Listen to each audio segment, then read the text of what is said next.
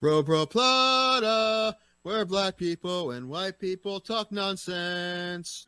Listen, we have you on because every other episode we just talk at each other. So, you can talk as much as you want. It's fine. All right. As long as if Ray doesn't have to talk and doesn't have to steer the ship off the road like he usually does, then it's good. Yeah. Look at me. I'm the captain now. There you go. Yeah, you can have it. Good, because we drive it straight into a volcano usually. So, except for that's the heart, Tim, and that can never be mended. You know that. The heart always breaks. Nah, dude, one of your girlfriends take care of that for you.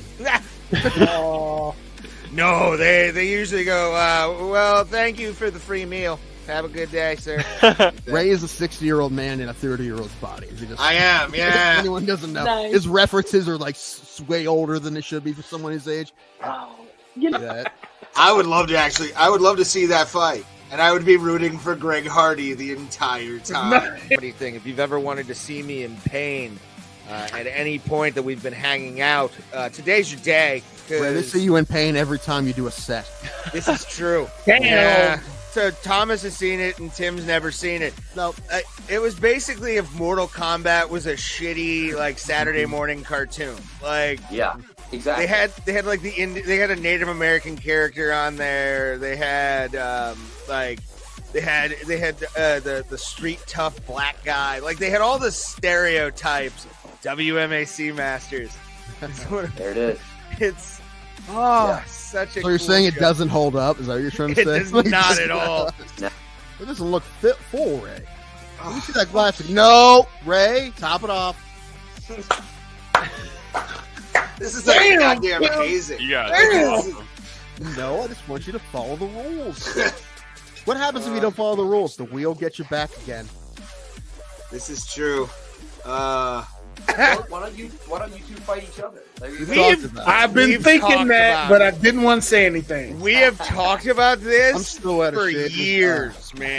can't fight anybody right now. I am used to a so 9-year-old down. right I will meet him at a weight. I don't care if I have to gain weight to fucking fight Tim, but it would mostly be like it would be a rolling match in the cage. Pretty like much. somebody would take someone down. What's crazy is out of all of us, Tim looks like he's most likely to be the wrestling fan. I see so many fucking guys who look like Tim Danko at AIW shows.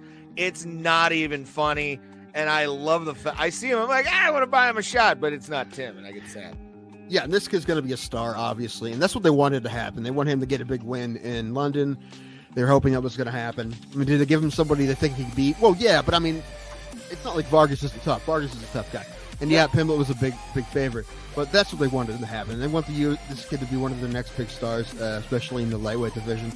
And now he's won two fights, one by knockout, right, and one by submission. So now he's going to fight somebody tough. And that division's super stacked. So there's tons of people he could fight. Before you put me on, I'm screaming at my microphone because you didn't put me on. I'm like, she's Mexican, you racist asshole. I don't know. Spanish, you monster. But you didn't put me on because you wanted to talk wrestling.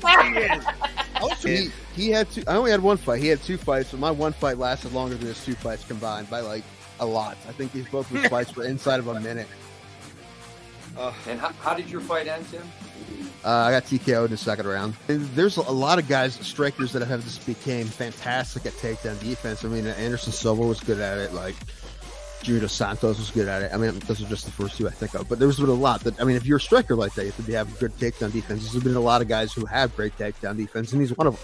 However, I mean, Robert Whittaker is a striker first. He's not a wrestler. And however, neither really is Cannonier. Maybe a little bit more, but I don't really expect Cannonier to fight him that way. I'm excited to see that fight, though. I don't expect Izzy to lose at all, but I like Cannonier a lot. He's a tough guy, so I'll definitely watch that fight. But if either of us touch the other one's liver, we'll die, Ray.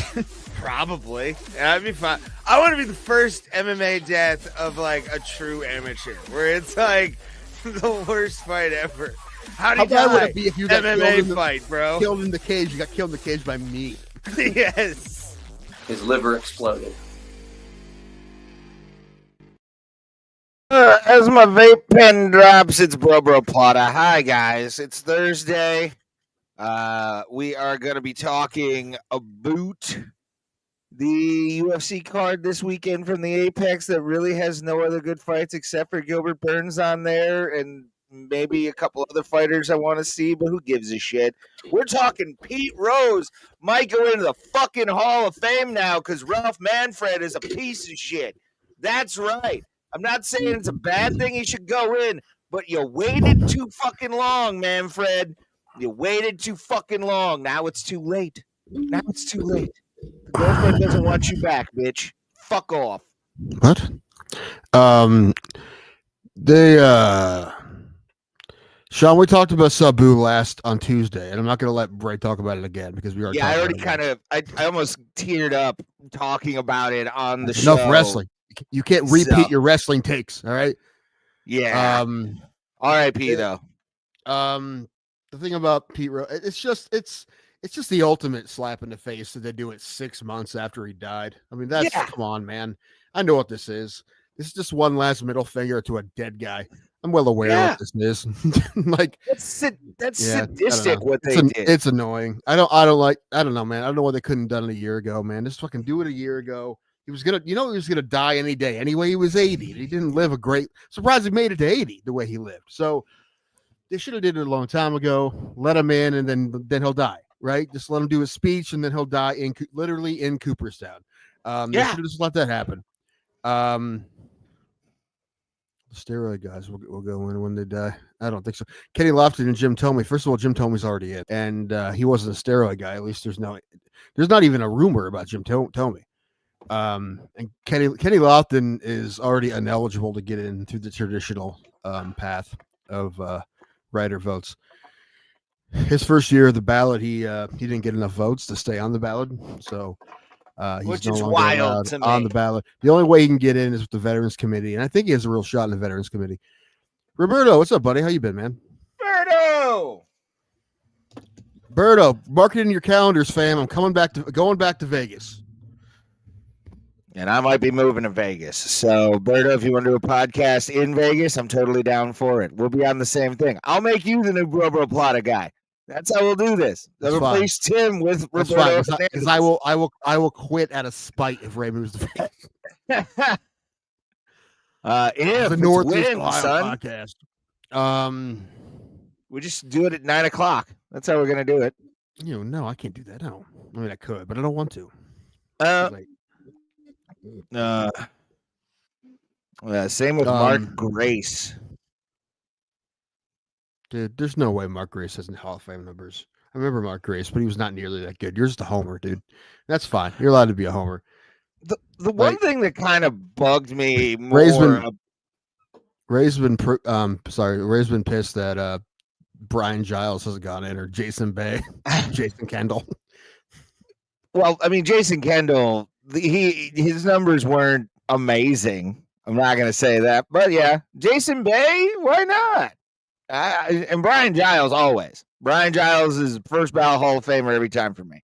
I write in and they send my thing back all the time, and I'm like, why are you taking my vote away? This is democracy right here, man. This is a fucking democracy. Mark Grace would be in the Hall of Very Good, but he's not quite a Hall of Famer. He was very good. We all know that, but Kendall was a great hitting catcher. He got a base. He never not made contact with the ball. He'd get out a lot, but he never really struck out with his time in the Pirates either. So that was kind of like what I loved about watching Jason Kendall in the 2000s, dog. I saw stat. It was like 2 weeks into the season, Rafael Devers had more strikeouts than Tony Pena had in 1995. it was like 10 games in. Jesus Christ. I don't know. I mean, that's just how crazy Tony Gwynn stats are. Like Tony Gwynn stats are insane. Like I know that he has, I think there's like 5 Hall of Famers they put together, and they put together Tony Gwynn's numbers against it was Maddox, Schmaltz, Glavine, and a couple other guys. And I think he got struck out once by all 5 of them, like total. He batted like 380 against them. He was the best, man. He was the best contact guy in the history of baseball. I mean, Williams was great too, but Tony Gwynn was the man. Anyway, Berto, I'll be there. I'm going to be there for like 5 days. I'm going to be there from like the 8th to the 13th of August. So I'm going to be sweating my balls off. If you want to see me dying, sweating, that'd be a fun time.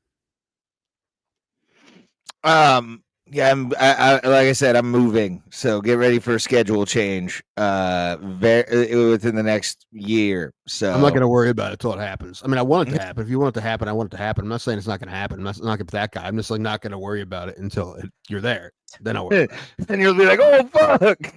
I can see that too. And I'll fight you on the schedule change. If we'll have to like split the difference, we can do like 8-15. That's like 5:15. Their time. I'll give you a half hour after you get off work. That would be the. All right, then you can start and open the show, and I can just pop in late like Pulse used to do, and that's how we'll give you a do half the hour. show. Speaking of Pulse, do you like Rafael Palmeiro? No, because he was on steroids. Oh no, dude. No, Berto, you're great. You're great, man. No. You're great. No, yeah. I just wish I picked a different bar. I happened to pick like the fucking loudest bar in a strip, probably. Just because there's a Planet Hollywood in the middle and they're just fucking bumping tunes all the time. We should have went over to Paris or something. That's on me. I didn't think about it until it was already too late. I like it. We have Berto and Danko running around Vegas, smacking the bitches, keeping them in line. Listen, Sean, you can think that, man, about steroids, but you're never gonna get that from me. I fucking hate it. No. Hate cheaters. Fucking fuck them. Yeah.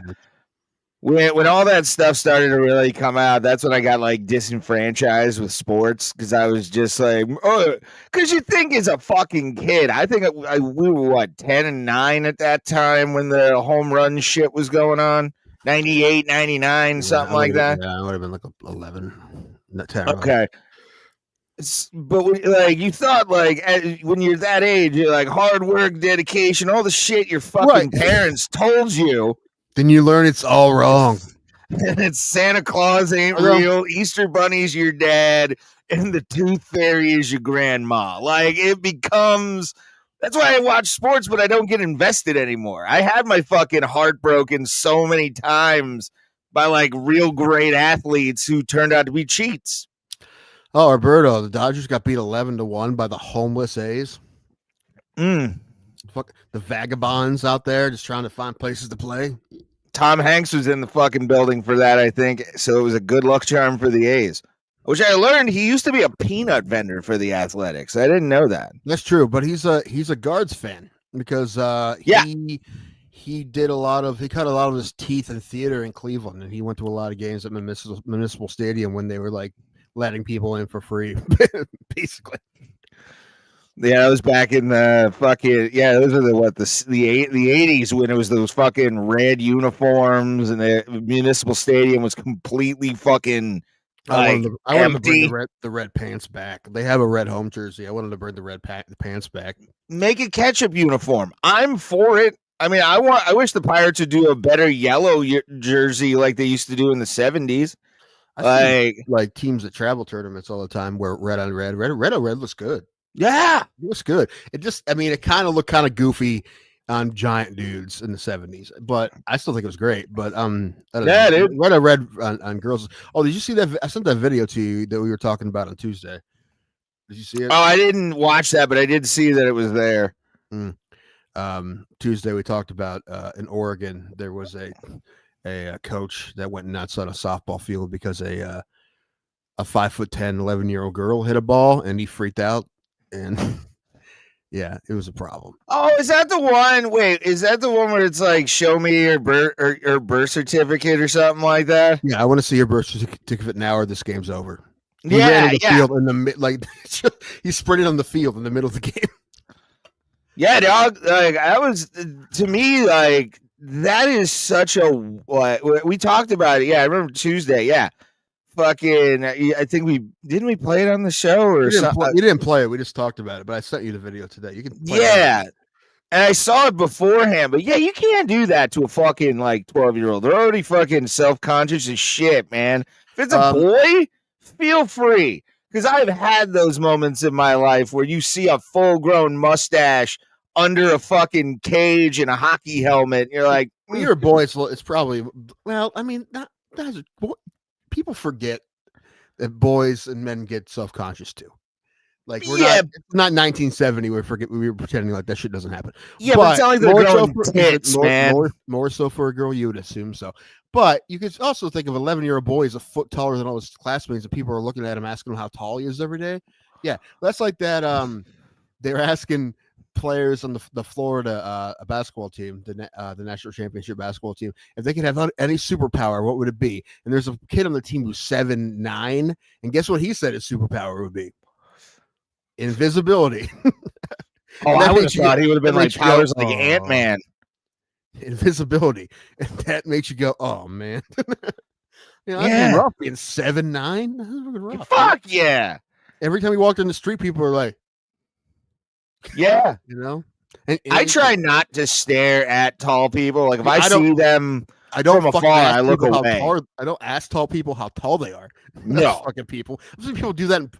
Like I've been around people doing that. I'm like, what do you leave them alone, man? Taller than you. Yeah, you let them. It's like pronouns. You let them be comfortable enough to tell you how much of a freak they are, rather than you just assuming that they're 7'2". They could be 6'11". I was working in Texas, and this kid I was working with asked the guy how tall he was, and the guy was probably 7 foot tall, and like he was like 5'3" and walked away. I'm like, see, don't ask people that, bro. What are you doing? Yeah, it's like, dude, come on, like you can't fucking. And coming from a life where I had a fucking massive father when it came to like size and weight, like people would get out of his way. Like straight up, like they would get engulfed in his fucking shadow and just like freak out. There was one time apparently at a bar in Put-in-Bay where these two like brothers were fighting in a bar there, and they bumped into my dad, and both guys stopped fighting. They were like, "Oh shit, the wall's breathing. You better stop." Yeah. They do the old cartoon thing where they stop and they put a hand, and then it's like over here and then over here, and then they just go to the face and you see it drop like, oh, oh no. A sign that says "Yipe" comes out. That was funnier to me than it should have been, but I loved it. What I didn't realize when I first talked about that story about this 5'10", 11-year-old is that, like I told you, like I see a bunch of girls that tall playing at these 12U tournaments. That girl was in a 10U league, which I mean, I get it. It's more shocking, but it's not that weird. I mean, it's uncommon, but freak out. And yeah, she's probably a good foot taller than a lot of the girls she plays with, but still. They all dance around and going, "We represent the Lollipop Guild, the Lollipop Guild." Maybe. That's their warm-up. Maybe. Listen, sleeve slacks are allowed to play ball too, so leave them alone. Yeah, Chaka needs a friend, okay? No, listen, I feel really bad for that girl because I couldn't imagine how she felt when someone ran in the field demanding to see her. Oh my gosh. Yeah, dude, like shit. So bad enough being a foot and a half taller than all your friends, and then someone. Well, did she hit a dinger? I remember it wasn't. She hit a home run. She hit a line drive. It was a base. It was a single. Oh, okay.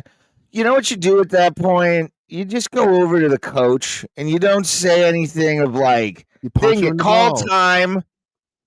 You bring him over and you go, "Hey, I need to see like her." No, you don't even do that, dude. Yeah, you do. If it's in the rules, not in the middle of a fucking game, because they have to show I told you this on Tuesday. They have to show all that shit before they enter tournaments. And so it's already been done and taken care of.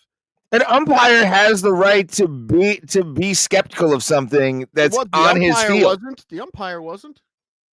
With the coach? What was it? I thought it was the umpire. It was the coach. Oh. That guy's just shitbag because he's probably losing at that point. I'm sure he is. But yeah, fuck that guy. But no, I mean, they don't fuck around with that shit in this tournament. I told you that on Tuesday. No.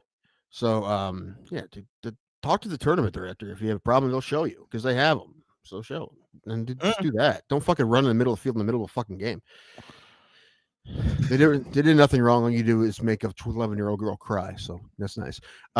Yesterday, my niece hit a ball further than she's ever hit the ball. Probably get 190 feet. If she played, they were on their home field. Their home field's fence are a little shorter. It probably would have been gone. So hopefully you would have looked at her and went, "What are you feeding her?" And then it would have just kept going around. That's what he yelled. I want to see her birth certificate. Uncle Tim, you know how old I was there. But yeah, that was good because her first two at bats sucked. She'd tell you that. She said, I don't know, they were weird. She didn't look comfortable. She struck out against the girl she should have struck out against. I don't care. Never bothers me. Bothers other people in her family, but this bothered me. Now, this is the oldest or youngest? The oldest. Oh, okay. Yeah, she'll start cracking them soon. I mean, she'll be fine. Once she hits puberty, I mean, she hasn't. Most of her team has, but she hasn't. Well, I was about to say, once she hits that puberty, the power is going to start developing a little bit more. You should get her on a weight system too. Like, just start training her and eating subs in a fucking tracksuit, and be like, "You can have one when you're done with your reps," and then that's how she gets like chasing bad pitches. She was doing that yesterday. That's the only problem. Is like, why are you swinging at that? Come on, you know better than that. But I don't really care. I just want her to do good because she wants to do good and she works hard. She worked really hard. So she's doing, I don't know. Her tournament last week was really good and she hit a ball to crush one yesterday. So she'll be fine. I'm not worried about it. You got to push her, Tim. She's got to be the best. That's why kids quit at 13 or whatever. There's a way to do it. I mean, it doesn't work for everybody. That's the thing. Not everybody. You can't. Like, there's a couple girls, maybe, hypothetically, on that team, maybe, that are probably going to quit because they're so damn stressed out and they're not eating. And then, it's like their mental health is being fucked with. That's not good. When you're like that at that age, though, that's on the parent. Like, there is a way to do it. I mean, I was just thinking the best way to describe how I stayed in athletics was almost like, one, it was a little distraction from the somewhat shitty home life I had at the time, and it fucking helped me out. It's always what it should be, first and foremost, and an outlet for any kind of anger that you have is athletics, regardless. But where was I going with this? Something about athletic. Oh, my parents always would look at me every single year, and I don't know what this says about my parents as like people who raised children, but almost every year my parents would look at me and go, we won't be mad if you don't want to play anymore. That's everybody. I mean, you should always ask your kids and make sure that it's all right that they can quit. And I did it on positive spite. That's how I looked at it. Like, my parents would always be like, if you want, we're not going to push you to do this, and I'd say, I want to do this every single year, every single hockey season. I'd show up in my gear, get ready, and have fun. It's a problem when they don't want to do it and they're being forced to do it. That's a problem. I see that too. That definitely happens, and that's not good. I've seen it. I've seen kids on hockey teams where it's like they don't want to be there and their parent is fucking yelling at the defensive coach to play them more. You're like, eat shit, bitch. I will say I see a lot less of that now. And I think a lot of it is because, it definitely happens, but a lot less of it happens because everyone has a camera. Like, you would hope. And it is because, I saw more of it when I was playing rec league. I didn't even play that much. I saw more of it then than I do now. People yelling at umpires, people yelling at coaches being insane, all the parents screaming at their kids. I see all of it a lot more then than I do now. And a lot of it is because everyone has a camera. And I'm really surprised how smoothly those tournaments go that I go to when my nieces play, because they're pretty competitive. And you don't see too many problems that often. Every once in a while, a coach will get tossed because the umpire doesn't want to deal with it, but it doesn't happen that often. Listen, it obviously still happens. I love the offside page because they show all those videos. People send them in. But I feel like percentage-wise, there is a lot less. But it might seem like there's more because of the fact that everyone has a camera, and every time one of them happens, it gets caught on camera, and then it ends up on the internet, right? So yeah, I really do think percentage-wise it's happening less. It's just every time it happens, we see it because of the internet.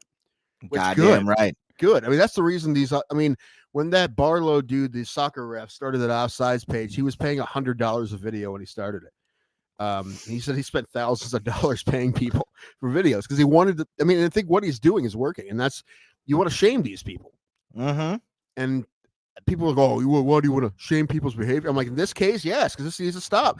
And number one, the kids are getting all stressed out and they're getting embarrassed. Also, you're losing officials. That's the other thing too. Yeah, like you're going to be at the point where you don't have anyone doing any amateur sports anymore because they don't want to deal with it. I think though you'll have you'll get the younger ones that are kind of dumb and want the money that'll kids always don't want to do in. it anymore. That's been the report everywhere is that young kids do not want to fuck with it anymore because they don't want to get yelled at. I mean, dude, I used to get screamed at as a teenager, man. This is not you're supposed to talk to a teenager in that situation. However, it was done and no one cared back then. No one gave a shit. Yeah. Fucking, I had that guy want to fight me in fucking Menor, dude. Like, he wanted to fight. I think I was 15. I was standing next to the fucking older referee who was in his like 40s at the time.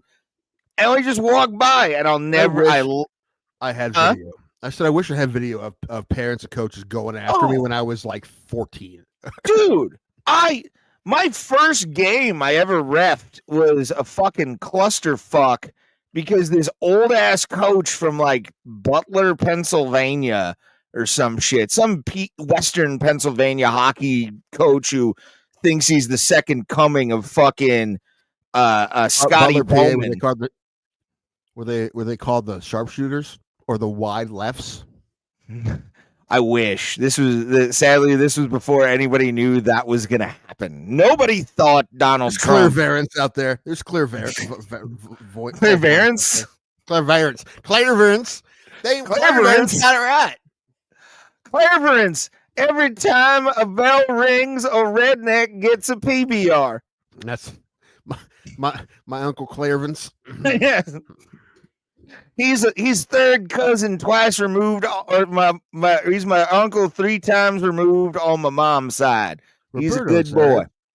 I had a karate class when I was young, and what I remember is that the older dude connecting with a kick on my chest felt like I was out of breath forever. I see that happening too. Just like an older guy just like beating up like little kids that are technically a higher rank than him because I fucking told you I could beat a purple belt. He's got a bowl. He's got like that horseshoe haircut. He's got a gi from like 75. He never went above yellow. He's driving a Ford Focus with a trash bag for a windshield. He kicks the kid. That would be a great sketch. Guy who never got past youth purple belt or whatever. That's finally beat somebody. Basically the foot fist way. That's basically that whole movie. I have been, by the way, writing some dialogue for shit talkers. That's part. There's a scene of Foot Fist Way where there's a guy who's like a low rank, like a yellow belt, and Kenny McBride's like this. He's like it's like a woman, like a middle-aged woman who's a higher rank than that guy, and he's like, "Oh, dude, she'll kick your ass." He's like, dude, it's full go, and the guy just beats the fuck out of this woman. Like, what's up, Johnny Smith? Hi, buddy.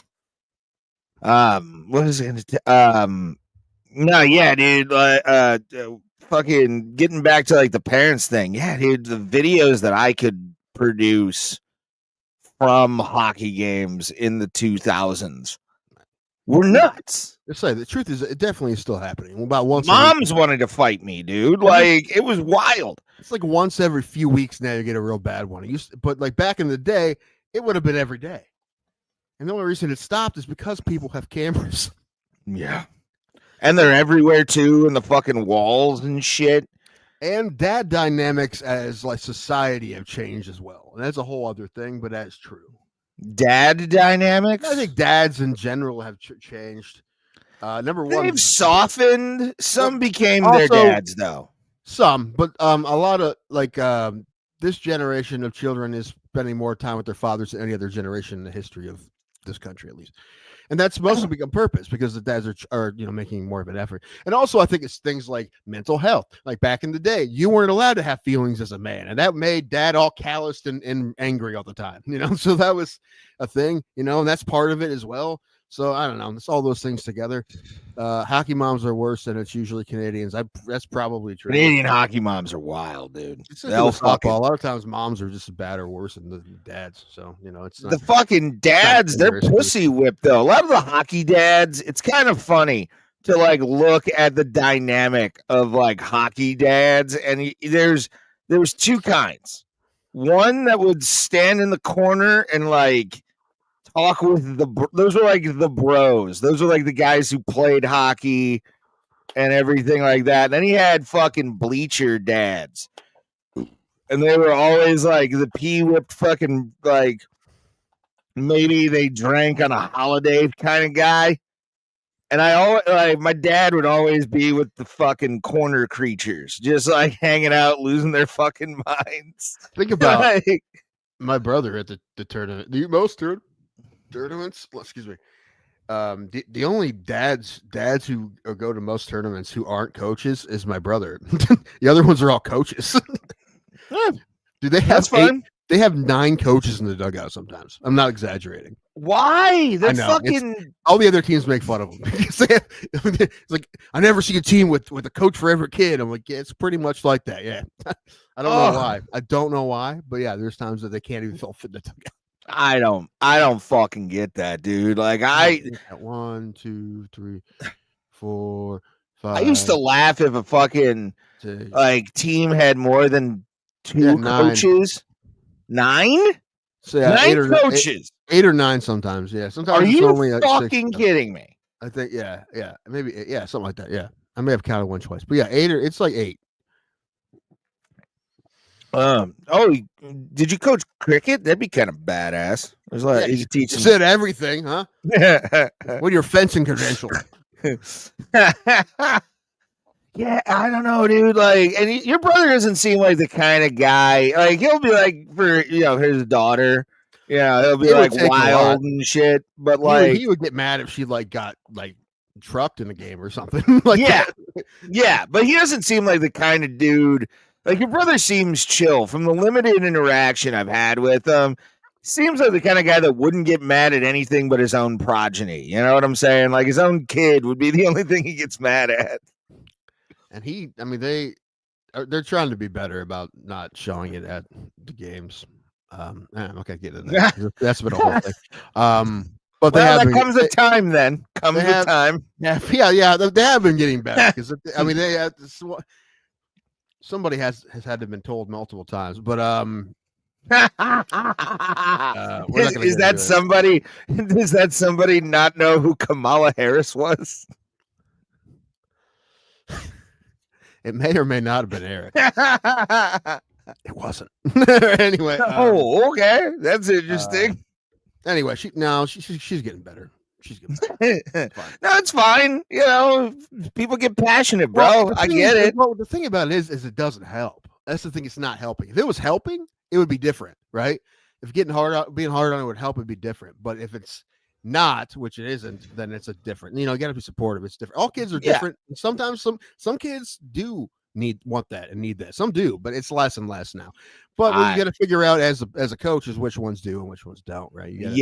Some of them you yell on them, it's going to motivate them. Some of you yell at them, they're going to shut down, right? So you can't just be, why can't you be different, right? It's not like that anymore. The best coaches know how to coach everyone differently nowadays. Yes. It wasn't used to be like that. Bear Bryant probably coached everybody the same. I don't know if that's true or not, but I don't know. You would, Johnny Smith, and I've wanted to a few times. I just didn't want to have to fight 3 other people. That's not what I want. No, but in conclusion, I think parents mostly are better than they used to be because they're more cognizant of it, and you can hope. And we're also cognizant of how that affects children's mental health, right? We don't want to sit them, we don't want to have them go to therapy when they're 13. Then that's fine. By the way, that's fine. We need to address that real quick. That's different. That's also one of those things. It was my kid. I can do what I want. I mean, not in front of everybody. I realized at a very young age, the kind of kid I wanted to be, because I remember vividly. This is Mike. So you're 6, 7 years old. Okay. There was this kid next to me at the fucking rink in Parma Heights. And we were off in like one of the shitty fucking side locker rooms for our tryouts. And this dad gets in his fucking kid's face and literally, like, Tim, like nose to nose, and was like, you see these kids, they're all against you. They're all against you. They are your enemy, and you will be the best. Like, literally, I'm here. My dad's like the camera, and an old man's like right here, and kid's next to me. Isn't that kid still alive? I don't know, dude. This was 98. If that kid made it through middle school, I'd be surprised. And if you want to know how I lasted and have been half decent in my life, I had a dad who looked at me right after that happened because he saw it happening too and was like, I will never be like that. Okay. That's another thing too. A lot of parents don't want to be the worst parent. They don't want to be the worst one. So it's that too. Like they don't want to be what they've seen some shit. And my dad was one of the dads and the teams that would always hold court and be drunk on the fucking, the holiday tournaments with all the other parents, and our room was always open to everybody. My dad was a fucking party animal. Like, really a fun alcoholic. Like he was there were times, but few and far between were the bad times with old fucking Big Ray. But it was like, dude, it was wild to watch him at tournaments and shit. That is the best thing about tournaments is the hotel lobby of the travel team. It's filled with the alcoholic dads. But think about this, alcoholic dads, and if it's like a snowstorm, bored kids who are allowed to roam the fucking hotel like fucking savages and do dumb shit like we did in Buffalo. And I think it was like 02. It was the 02 season, my Bantam year. The people who work at the hotels, when they get like a bulk reservation under like a team name, they're like, yeah. They got to be thinking, I've got that Colt 45 at home. I can put it in my mouth. I've always wanted to taste cold steel. But yeah, I would accidentally be sick that day. That weekend. What are you talking? That day? Next weekend. Well, this week they're only have a 1-day tournament in Columbus, but next week is a 3-day. Okay. I'm going down there, but so they're going to be there at the hotel for like 2 nights, the whole team. And I think they're also taking like the 8U and the 10U too. Nice. Because there's an 8U New Philly travel team, and there's a 8U, 10U, and 12U.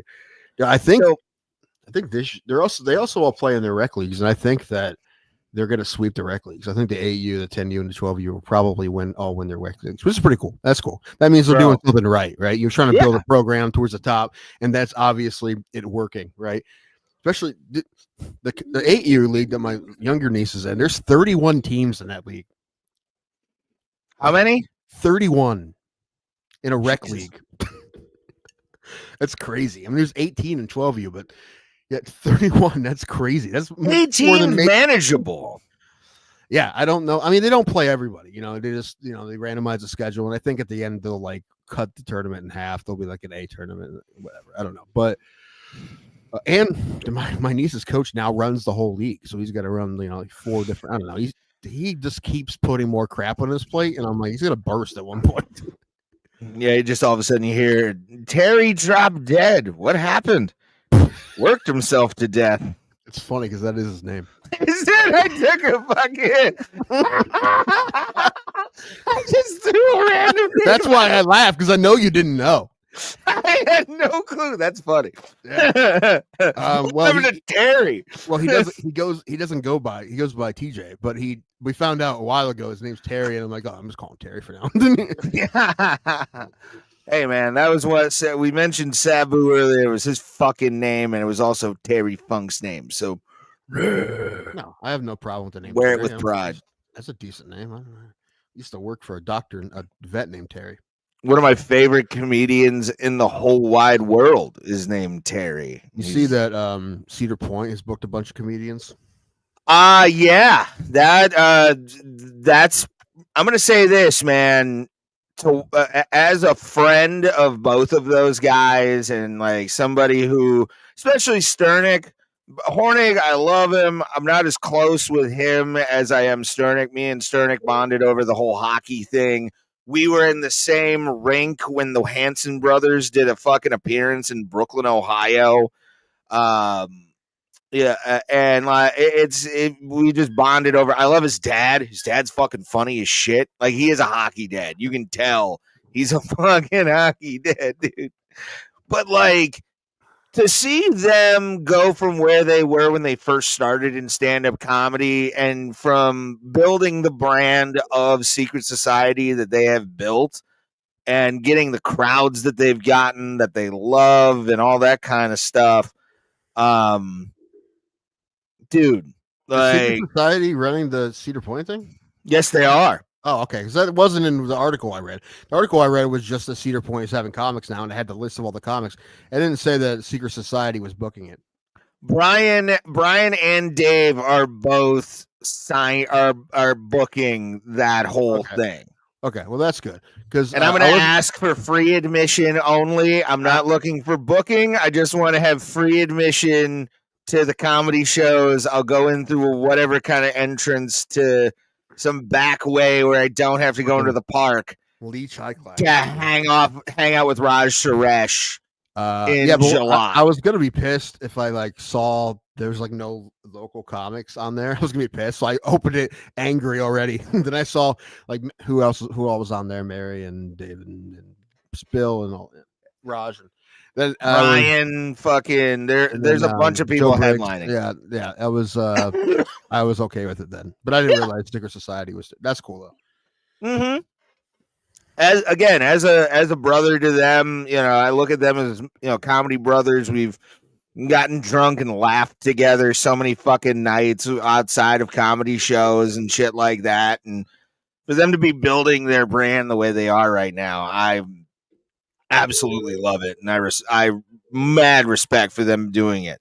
Can't wait to see what it does. To be honest with you, I've never thought that would be possible, but it seems. Not saying it can't work, but when I saw it, I was a bit perplexed. It seems like it could be a train wreck. It's not going to be the comedian's fault, but I can see it absolutely being a train. But yeah, fuck it, give it a go. Give it a go. They're going to pay the money. They're paying these people what they should be paid. Fucking go for it. Absolutely, dog. Like, that's the thing with this whole thing when I saw it, because they had announced couple days ago, I think. They're gonna play at 5 p.m. Like, what are they gonna? One of these shows? I don't know. Probably late night after the fucking shit's done. It may be fucking like a 7 or 8 o'clock show. Once they close, they knock everybody. Everybody kick everybody out. I know, but when did they close? When did they close? Dark? I forget. Like dusk. Except for on like Halloween weekends, that's when they start doing like nighttime shit. I mean, I know there are places that serve alcohol, and I know they do have shows, but they're like in the middle of the day shows. I don't know. Mm-hmm. You see Mary doing like 6 shows on a Wednesday. Well, the dates are all like Friday, Saturday shows from what I'm seeing. Like, I actually looked up the dates on calendars and stuff, and it's like Friday, Saturday night. So this newfangled invention called a calendar. It's on my phone. I don't know if you know what that is. It's this little green fucking. It's based on an old invention by the Mayans back in the day. Actually, the Romans. If we're talking Western civilization or like Eastern civilization, Western civilization was the Mayans. You have to go white, don't you? You have to go fucking racist. I'm just saying, if you're talking about hemisphere, I'm more doing hemispheres. Have to be racist. I'm not. Mm-hmm. Fucking Greeks are darker than most. They tan well. I'm kind of jealous of them. My tan's coming in actually pretty good this year. Both arms. I never want a tan. That's why I cake myself in sunscreen like it's mayonnaise. Dude, I soak and luckily, I'm going to tell you this, and it makes me happy. I become a wallet when I'm fucking like tanned up. I can go fucking George dark Hamilton. brown and make it look fake. Like, it almost is blackface. If I'm really fucking Really, working out in the sun. Beef jerky, like George Hamilton. Kind of, yeah. Fucking, who is the kid? The kid stays in the picture. Fucking Robert Evans. I look like Robert Evans from fucking Kid Dynamite on Comedy Central. Oh, I have a picture for. Oh, no. I'm surprised I didn't pop you on the fucking Robert Evans line. I was looking at something else. Oh. Also, I don't think I know who you're talking about. He was the executive producer of The Godfather. He wrote a book called The Kid Stays in the Picture. Oh, Bob Evans. Yeah. Yeah, Robert Evans. Yeah. If you would have said Bob Evans or Bobby Evans, I would have got it. I like, well, Robert Evans, with the way he looked, he is a Robert Evans. Like, he's the hair and the Patton Oswalt joke about, like, Packers and Bears, catch it, man. When he was doing, like, Sunday Night Football promos for, like, ESPN. There's a great show on, I think, Paramount. It's called The Offer. It's about the making of The Godfather, and there's the guy who plays Evans is pretty great in it. Forget the actor's name. Believe it or not, I didn't even realize who that fucking guy was until Kid Dynamite, the fucking animated series cartoon or Comedy Central made. There was like an action comedy show that was like a cartoon with Robert Evans as the voice called like Kid Dynamite or some shit. I sent you a picture of AI predicting the future. Ooh.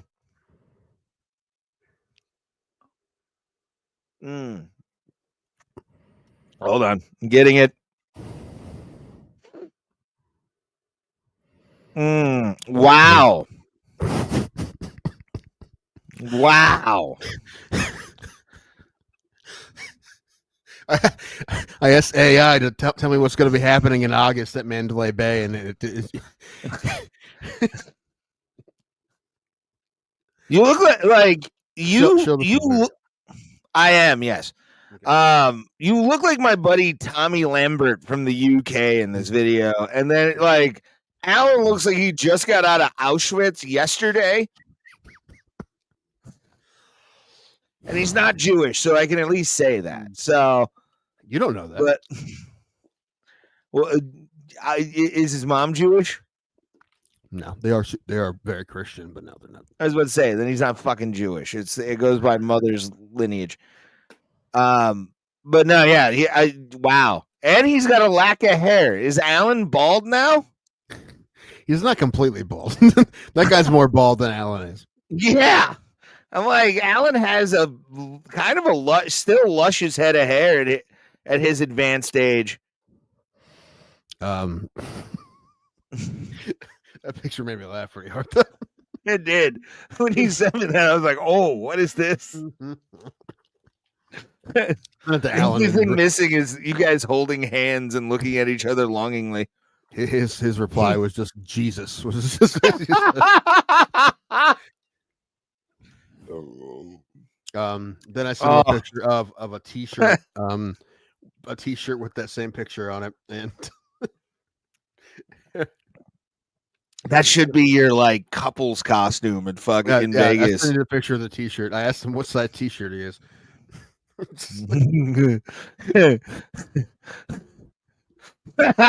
Yes. You know what? I'm gonna say this. If we can get people like possibly to share this out, I want to make this the first merch drop Plata ever does.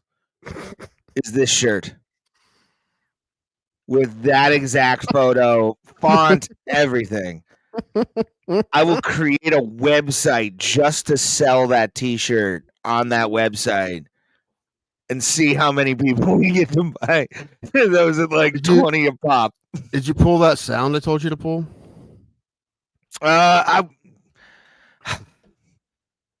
Here's the thing about that. I want you to. Nobody can see. Fuck. Anyway. No. But I will, because I wanted to pull that because I have you ever gotten out of the shower and your brain tells you to do something and you're like, oh, I can't wait to fucking do that. That's gonna be fun. I get to do this with it. It's gonna fucking work. And then I got high, to quote the great Afro Man. This is the sound I want Ray to pull. That's we're gonna play every time we ask for donations. I ain't asking for the world here. I'm just asking for an 8-ball and $2 million. That's not much. It's not much at all. Oh, baby Billy, one of the greatest characters in the history of television. I finally watched the last of Regis Gemstones, the series finale. Baby Billy is still like the greatest character, and he's awesome. If I would have known that, I would have paid for an HBO like Max subscription for that. Straight up, I would have paid for Baby Billy if I would have known down the line he would be what he was. Because I never got there. I got to like season 2 and then didn't really get much out of there. He was in the beginning, but yeah, he just get more and more ridiculous as the series goes on. Yeah, I don't remember him though. Like that's the thing. Like I must have then only done season 1 then. I think it's the first season that he's like trying to sell a COVID cure. I did not get that far. Yeah. I did not even get that far. Fuck. Although every morning, like clockwork, I think it's going to become my alarm at this point. Is There Will Come a Payday is my favorite song of the last decade, probably. In this season, he's trying to make a young teen show about teenage Jesus called Teens. Yeah, and then at halfway through filming it, he gets pissed at the actor playing Teen Jesus and decides he's going to do it himself. So he's like, turn the other cheek. Right. And turn the other cheek. The song and shit. Yeah, it's great. It pops up because I'll watch the perverted daddy when they're on the fucking steakhouse fucking freezer and all that stuff. Like shit'll pop up from the Righteous Gemstones in my timeline.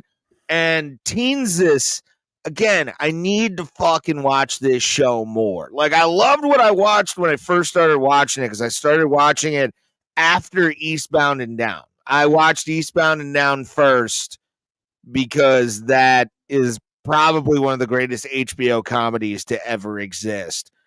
And then Righteous Gemstones, as I was watching it, I'm like, it's an HBO show. You kind of have you know what the problem with fucking HBO shows sometimes is? Pacing is so terrible because you have an hour and you have a lot of fucks to say. Like it's not like that with Gemstones. And also what I do like about Gemstones, because Danny McBride talks about all the time how he thinks television shows fuck up, is all 4 I think it's 4 seasons of Gemstones. Yeah. All of them have a beginning, middle, and end. Like they could be done there. There's no cliffhangers or anything crazy in Gemstones, and the reason for that is because it's right. Like there's a time where last episode of a season happens, and I'm like, "Fuck, what happens next?" But then you're waiting 2 years, and then you're like, "I don't fucking care about this anymore. I cared 2 years ago. Now I don't really give a fuck." So that's what he's trying not to do, and I like that. So every season gets wrapped up. Greatest 2 examples I can ever say that to is Sopranos and fucking Oz. Both of those are some of them, like, even though they're touted as some of the greatest dramas of all time, there are some fucking rough spots where they throw a cliffhanger in at the end because they know you'll be like, oh, now what's going to happen to Syl after he gets shot or whatever, you know? Thing about that is like what happened to My Name is Earl, where they leave it on a cliffhanger and the show gets canceled. Yeah, that happens. And Severance, they left it on a giant cliffhanger, and then COVID happened, and we waited 3 years to see what happened. And that was like 3 fucking years. So, you know, and they did, and Severance is a great show, but like, and they did another season. It was great, but yeah, that pissed me off. That's why I don't like that. Listen, you do week to week. I understand week to week, but I don't like that either. I hate Netflix, week to week, dude. Netflix is like still the only streaming service that puts out all the episodes at once, and now sometimes they'll do half and half. But why are you making me wait? Why? Listen, if it's supposed to be one piece of programming, why can't you just put it all together and let me watch it at my own pace? Now, what is tough about that, what is rough about that sometimes, is that you gotta get to it, or the spoilers will come out, right? So you gotta fucking get it done, or you're gonna get it spoiled for you. Yeah. But, other than that, I like it that way. That was the Mandalorian until I screwed up season 2. I'm still mad at you for that. Because I'll never know. I'll never know what it was like to be surprised by that. I honestly wonder what my reaction would have been. I have no idea. It was, Tim, if you really want to know what it was like, have you ever eaten a cheeseburger and then you see that the cheeseburger has lettuce and tomato on it? Wasn't that good, believe it or not. Like, when I was drunk and then I watched it again, didn't really hit me the same way. Because I didn't see it coming. If you looked at his face, you were like, you looked at bad CGI. So yeah, that's what that is. Like, I hated that the Mark Hamill CGI on The Mandalorian. Like, it was so bad. It didn't need to be there. I called something on Righteous Gemstones pretty early on that I was right about. It looked like I was wrong, bro. I'm gonna be wrong for a while, but I was right. I'm not gonna deal with it. But, let me get Bible bonkers first, and then baby Bible bonkers. Baby Billy Pop. I don't like it. Hinges. I'm shitting out gold here. I love, dude. You want to talk about a guy in Walton Goggins who is getting his fucking roses right now. Like, he's getting his flowers as an actor. Awesome in everything he's ever been in. I know, but I feel like he's finally getting it. You know, like he's getting the fame. What was the show he was in that he played a woman or a man or a trans woman? Shoot, what was that? I don't know. I don't watch that trash. I forget what it was, but like he was. I rewatched Lincoln the other day. He was in Lincoln. Okay, fucking. He was in what? A Lincoln Town Car? Fucking Mercury? What kind of Lincoln was he in? Navigator. No, he played the guy who sold his vote to become postmaster of Millersburg, Ohio. I forget the guy's name. But that's funny. Yeah, but he's been in everything forever. But wasn't he in? He was in Hateful Eight, wasn't he? Yeah. Everyone's aware of how great he is, but David Billy is just like such a polarizing character, and it's like blew up the internet that everyone's. Well, I'm talking about like movies too. Like he's in a lot more movies. He's the ghoul in Fallout. I couldn't get through all that, dude. I watched a couple episodes. It's so fucking good. Not for me, man. I wasn't. It's so good. If you're a fan of the like, I never play the game, and I don't care about the game, so that's part of it. You should play Fallout 3. No, you might. Do you like FPSs? Not really. Do you like role play? No, because I was terrible at it. I like those more than first person shooters because I'm never good at them, and they piss me off. I don't like games that like I can get my ass kicked and be very frustrated. I want to have an option where I can just fucking chill at the game. That's the beautiful part about an RPG, Tim. I don't have to play online. I know that's. I'd rather play that than a first person shooter. Well, Fallout is a first person RPG that you can do in third person. I don't know, like it's free on Plus, by the way. So I'm thinking about like getting the Harry Potter game or something. Nice fucking cruise around and fucking. You might lose. How many friends do you have on PlayStation 5 right now? Do you have none? My brother. Oh, okay, cool, yeah, cool. Yeah. Then you're good. Because, dude, I'm going to tell you, I don't get it. Like, I get you're mad because of these things and because of the beliefs. Whatever. You can hate somebody and have some kind of spiteful. I'm drinking books about wizards, dude. Look at me. I'm drinking fucking Bud Light right now. Why? Because I don't give a shit. We're over that. Once they hire Post Malone and the most famous high school bully in America, Shane Gillis. I was listening to AYG with him today while I was spraying a commercial business. It was fun. But no, like That's Fuck it, exactly man. what Shane Gillis is for, by the way. The guy, AYG, yeah. no, spraying a commercial business. The people Yeah. who are out doing blue collar labor at 3 in the afternoon. He's our Jesus. Like he's the second coming of Christ. He's what we wanted Jesus to be, a bully. It's just like what if the biggest bully in the football team could actually write jokes? That's what Shane Gillis is. Which he can, man. Like Instead of if his one go-to wasn't pantsing people and it was actually something funny. I was listening to AYG with Sam Talent earlier, and he was talking about his 20th high school reunion and having to like call a fucking truce on pantsing people at the reunion. Oh, I wish we had something like that. I'm wondering. Alan and I were talking about it because ours is next year, and he's like, "Who's gonna fucking do it?" I'm like, "I don't know, but if no one does it, I'm fucking doing it. If no one else will do it, I'm like, I don't want to not have one because no one wants to step up. I'm gonna do it, and it's gonna suck." Fucking I'm gonna get a Creed tribute band.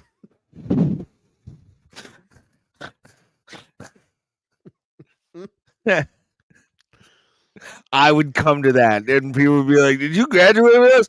Nope, I'm here for the band. All right. It's a big fan of this of my sacrifice, a tribute to Creed. I'm here for my own prison, the Northeast Ohio's best Creed cover band. All right. They went on tour last year with "This Is How You Remind Me." You should have been there. It's great fucking acts. Guys, I hired Colors, the Crossfade tribute band. They play 2 songs. That's it. Back to back. They have I also got a cold tribute band called Stupid Girl. You should really enjoy them, Chrissy. It's a good time. I mean, I'm pretty sure I could find like an early 2000s like dad rock tribute band. I'm doing it. I don't know who's paying for this. Man, you want to talk about Why don't you just start one? Alan and I will just start one and we'll play the game. And I'm wearing this shirt, by the way, because I really didn't think of any other shirt to wear. I don't wear like high school stuff. My Letterman's jacket is in the fucking patio behind me. Wear your Letterman's jacket to LV. No, that'd be that hilarious. thing is. I keep it because I earned it. I put up with a lot of bullshit and a lot of bad personalities to get that jacket. I have my letters, but I never got the jacket. I never cared. I wanted it. That was all goal. And when I achieved that goal my senior year, I wore it. I was happy about it. And then as soon as I graduated, it went right into storage because I was like, we're done with high school. I'm over the thing, it. Though. You don't wear your Letterman jacket after you graduated. No one does that. No, that's fucking weird. Unless you're Sam Talent, and he admitted to that on AYG. So I love Sam. He was nice to me when I lived in Denver. I would love to have him on the show, to be honest with you. But he's always traveling with fucking the funny stuff when he was there. I would have, but again, I didn't know him that well. But like the interactions that we had was always like positive. It was never negative. He's always a nice guy, you know. None of us can get good gets, man. Why can't someone that we're close with get famous enough to go on our show? Although we probably couldn't get married. So no, I asked her once. My first thing was, "Are you an MMA fan?" This is when we were deep into that. I could probably get her now and be like, "Hey, that doesn't matter at all." Yeah, can I get your representation so we can just have you on to fucking shit talk? She's just super busy all the time, and I had a hard time getting a hold of her, and I was trying to book her for money, and I couldn't get a hold of her. I had to go see her, which I never mind doing, but I had to like go up and ask her because I couldn't get a hold of her. But we got it worked out eventually. But anyway, when's Bendon coming on? I need to message him. I know he was just at the Improv this past weekend, like on a Sunday. If you want to message him live, let's fucking do it. No. I'm just checking my email. I mean, I'll ask him whenever. I got 2 appointments tomorrow, and I didn't realize how close together they were. I really hope they don't run into each other. What time are these appointments? Well, I have an ultrasound on my stomach at 10, and my cardiologist is at 1. And if everything's on time, it should be fine. But It's not bad. But yeah, it should be fine. And they're in. I mean, they're both in Dover. It's not like they're close to each other. They're I'm going to call you at 9 a.m. You realize that, right? No. Because you slept through your last fucking appointment, and I'm not going to let you do that again. Well, I realized what happened. I had whatever reason the sound turned off on my alarm. I don't know why, and I didn't realize it because it didn't say it. It was just like when it went off, the volume was turned out. So I still will call you just to let you know. But I fixed it. This hasn't been a problem since. No, don't. Well, listen, you can call me, but I never have my ringer on, so that won't help. My alarm. Your voicemail is always full. It's those that two. That too. I love it. I get a lot of so spam. Long. I get a lot of spam, so it takes every week it fills up. Yeah, but then I delete my shit. Like it takes me a long time, so I have to call. I have to listen through it. It takes me 6 to 7 minutes every time. It takes me probably 6 minutes to delete all my emails.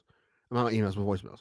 I just fucking because I listen to mine as soon as I get it because I have to. Because if I miss a call from a customer or something. I never set up the visual voicemail thing. It'd probably be easier if I did that. I never did that. Yeah, not even that. It's just I'm OCD about that, where it's like I gotta listen to every fucking voicemail or whatever if I recognize the phone or whatever. I mean, if I didn't have to call a number and let it ring through and shit, it would be different. But it's annoying.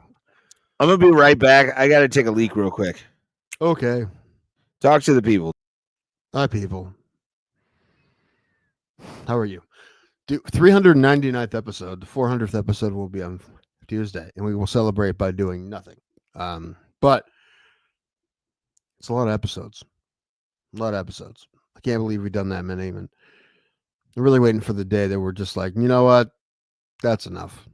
That's enough of this. I feel like it would just happen one day, just out of nowhere. Just now, that's enough. That's enough. Donate link below if you can, if you want to. No, it's not a big deal. Still love you. We're not asking for much. Just an 8-ball and $2 million. That's it. Just an 8-ball and $2 million. Anyway, what else? There are fights this weekend. Will I watch them? I don't know. Maybe eventually. I don't know. What am I doing this week? Oh, I'm going to the comedy club. My buddy's playing up there. I'm probably going to go this weekend. But then after that, I don't know. I'm not going to the tournament this weekend, probably. I'm being Columbus next weekend. I don't know. We'll figure it out. I've been losing my mind. I finally get a call from the mental health people trying to make an appointment, and they never called me. They were supposed to call me. There was a referral. They never called me. They called me today when I was sleeping. So now I hope they left me a message. We just talked about that. I mean, my voicemail may have been full, whatever. Whenever they called me, I know I can call them. So that's better. And, dude, there's a steakhouse in Vegas that's inspired by the programming of Taylor Sheridan. Like, why? Like, you need a Yellowstone restaurant? It's called 4 Sixes Steakhouse. And I guess it's like based on all the westerns of Taylor Sheridan. I don't know why. I don't watch them. I've watched Mayor Kingstown. I've watched Lioness. I haven't watched Yellowstone or 1923 or any of the really western ones. But if they had a Mayor Kingstown restaurant, it's just like based on a cold Michigan prison, I go to that. I check that out. I got offered free tickets through Caesars Rewards for a show in Vegas called Disco Show. It's the link. I should tell Ray about this. I will tell Ray about this, but it's just, I don't know what it is. You're supposed to dance and shit. It's like a disco dancing show of some sort. Hi, Alf. Raymond, I got offered free tickets from Caesars to see Disco Show. Is that like speakeasy fucking thing that you have to like pay for? Well, you can just go in and get drinks in there, and there's a restaurant you can just go in without going to the show. But you walk in, and it's like 1970s New York, and then there's a showroom, and it's like I've seen videos of it. Yeah.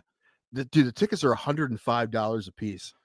And you got it for free? I got it for free, but I don't know if I'm gonna go because it's like it's a disco dancing thing, which I actually would do. But I really want to do it because they're $105 tickets that I'm getting for free. I feel like I'm saving money. Although, when do they recreate that scene from Saturday Night Fever on the bridge? Ha! Sure. Also, I was saying that there's a restaurant at the Wynn. Now it's like a pop-up restaurant. It's called 4-6's Steakhouse, and it's based on the westerns of Taylor Sheridan. What? I guess it's based on like Yellowstone and those kind of like. I didn't watch it. Is that what Vegas is going to turn into? Like they have the John Wick thing now. Yeah. MGM Grand has a Netflix Bites restaurant where everything I know like based on Netflix shit. But I hope there's an entree based on Tom Segura's Bad Thoughts. That's what I would like. Which I haven't seen yet, but do want to see it. I've watched the whole thing. It's pretty funny. The only Taylor Sheridan shows I've watched I watched Lioness and I watched Mayor of Kingstown. If there was a restaurant based on Mayor of Kingstown, I'd be into that. Just like a cold Michigan prison. Just a bear. Part of it's like bear, and you have to kill it yourself with a fucking arrow. What? No, it's a prison show. So you're in a prison. You get prison food. Anthony Mayo's there for some reason. Yeah, that'd be great. He's serving the food. He's an extra Mayor of Kingstown. All right, this is not a racist joke. This made sense. There was context. But anyway, yeah, that's pretty strange. But yeah, Vegas is wild, man. There's that adult playground thing at the Luxor. I think I will probably injure myself doing, but I want to do.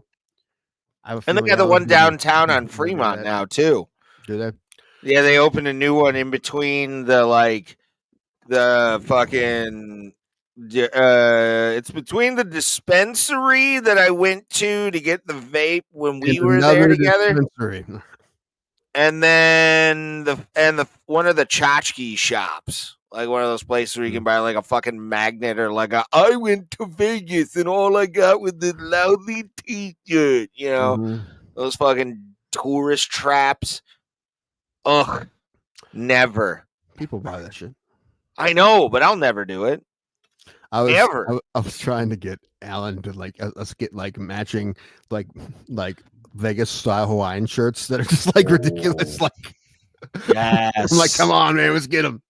A lot of slot machines. It's like, at dude, 7. Dude, people will hate us if we wear these. I'm like, you think we'll be the only ones wearing a ridiculously tacky Vegas shirt in Vegas? Are you kidding me?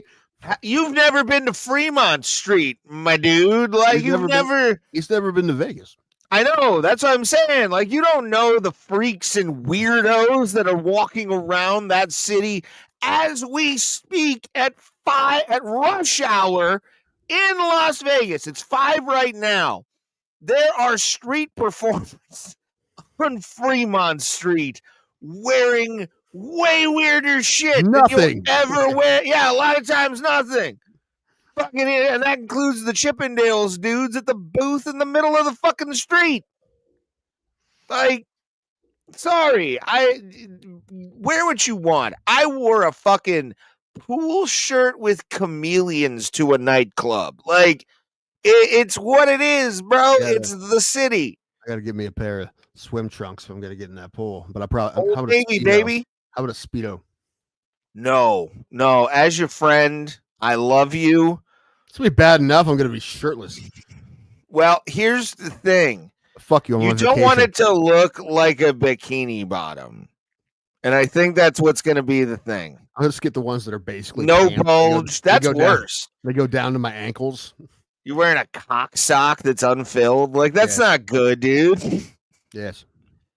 And I've never seen your dick, and I don't want to see your That's the thing. dick. I would not fill out the Speedo very well. From either side, really. You would look very European. I would give you that. You would look like an Armenian businessman that just bought his next wife. I mean, I'm just bringing Speedos and tracksuits to Vegas.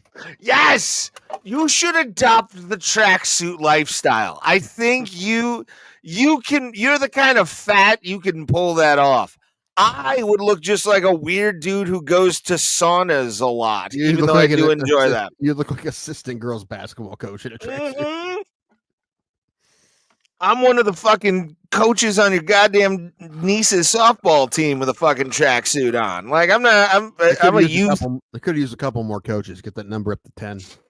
No, there's to be 3 for fucking at least 9-year-olds, like at minimum, or maximum. It is silly how many they have. I mean, it's I don't know why they just want to feel like they're involved, so they won't they have to be. And the truth is, they all usually do something. It's not like none of them are like standing around. They all run stations and shit and warm ups and in practice. But do they need? They don't. I mean, also it's very. It is. I mean, the head coach does run the shit. It's not like it's not necessarily a too many cooks thing because he's the one that's running the shit. And they're all just kind of there to help. But still, it's a weird look when there's like they're in the field and there's 8 dudes in the dugout and 1 woman, 2 women. 2 of them are women. Still, should be like one head coach who is a guy because guys are better at systems, and then you have the hitting coaches that are the women. That's it. The 3 max out the door. Efficiency. Men softball coach is strange anyway because people are like, women can't be football coaches. They never play football. No man has played fast-paced softball competitively. So like what? I mean, well, that's not true. That there is men, but like most of them haven't, right? So, it's strange. I don't know. I mean, there are plenty of teams with women coaches, but most of them are men that I see. Sorry, I'm cleaning my brand new glasses, Tim. I'm cleaning my new pretty glasses that I got. They just like fog up all the time. No, it's a lot of dandruff from my fucking psoriasis on my eyebrows. That's what fucking really fucks me up, believe it or not. But yeah, I got a new pair of glasses, everybody. You burn that shit off. The new Dahmers. No, I can't. I don't want to. I want to have feeling in my face, Tim. Get like a peel or whatever. I should do something like that, like a chemical peel or something. I mean, I think you'd look bad for a couple days, but I think I would look horrible. Yeah. But once the nerves on my face were dead, I'd be fine. Let's just start getting Botox. What do you think? Not yet. 40. I'll hit 40 and probably do like a shot in the face. But like, besides that, like just for a little bit. I'm not looking for a lot of CCs. I'm looking for like double digits maybe. I know somebody who just got Botox recently, and I kind of judge them a little bit. Not gonna lie. So I don't know, a video popped up on my reels of like these women that work at a Botox clinic, and there's one girl at the front desk, like, "How old are you?" 22. How many? 22. How many units of Botox do you have? She's like 36. And another woman's, "How old are you?" 28. How many units you have? 143. Wild. I don't get that. I don't get like actually 43. You can tell. Like. Yeah, she can barely move anymore. She'll probably have another 500 in her lifetime. So that's why I like big bitches, man. Everything's natural fat. Every piece of that is a lot of carbohydrates that they ate out of depression because they didn't have a dad. Like, it's great. It's fantastic. You just be Botoxing fat. It doesn't do anything. Well, still same. It's mostly facial stuff that they'll do, like to avoid like crow's feet and shit. And it's like, just age into it, dude. Doctor told me they can give me Botox for my headaches, but I'm like, I don't want fucking fish poison in me. Not until no. No, I want this show to have at least 500 subscribers before we think about Botox. How about that? Well, I think that's How many we have an actual obligation. How many subs till plastic surgery? Whatever the monetization is on teeth would be the first thing for on me. X. I would 100% get fake teeth. 100%. I'd get veneers. I'd get them as soon as I had the money. I'd get them. Totally get a Rich Voss job. Totally get a Rich Voss job. I mean, like right away. Like if I started making actual money, that's the first thing I would do. I don't even think I'd think twice about it. Well, you have worse teeth than I do. Mine are at least like charming because of the English in me at least. Mine used to be better, but they've gotten worse. They're shrinking. They're falling apart because of the gas and reflux and shit. But I mean, they could be a lot worse. I've seen a lot worse. But at least I mean they work still. I mean, they told me the dentist like they're healthy. They're just we just need to make sure they just don't get worse. Just don't look great, but they're okay. They work fine. That's why we need to get monetized on the X and get those sweet, sweet checks from fucking Daddy Elon. Let's do it. I want some fucking SpaceX checks. Let's go. I'll invest in the company. You get $1 million return. Quiet. Phone quiet. God damn it, Tim. Keep your shit get your shit together, man. For God's sake. Get a hold of yourself, man, as I drink my sixth beer. You're going to your wrestling thing tomorrow? I am very excited for this. I can't get drunk because I'll be on call the next day. Whatever, nerd. But right. That's the next day.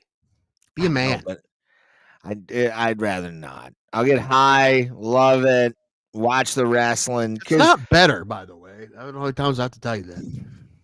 What? Being a drug addict is not better than being an alcoholic. It's way better than I'm drinking right now. I love getting just absolutely wasted off of this oil and fucking laying there watching shit or writing jokes. I'm way more creative when I'm high than I am fucking drunk. I forget everything when I'm drunk. I don't have my ADHD takes over a lot more when I'm hammered than it does when I'm fucking high. If I don't write anything down, I will forget it. And now I'm at the point where I'm writing stuff down that isn't really that great because I know I'll forget it. And then later I'll be like, oh man, I forgot something. I bet that was going to be great. Now I have to write it down to prove to myself that it wasn't that good. So I'm not like stressed out about forgetting something that was great when it wasn't great. It's a great Mitch Hedberg joke, actually, what you just said. I had to convince myself the joke wasn't funny. Yeah. Yeah. It's kind of like that. Yeah. I have to write it down so I know that, like, look, it's not good. Yeah. You didn't forget the best joke you ever wrote. You forgot garbage.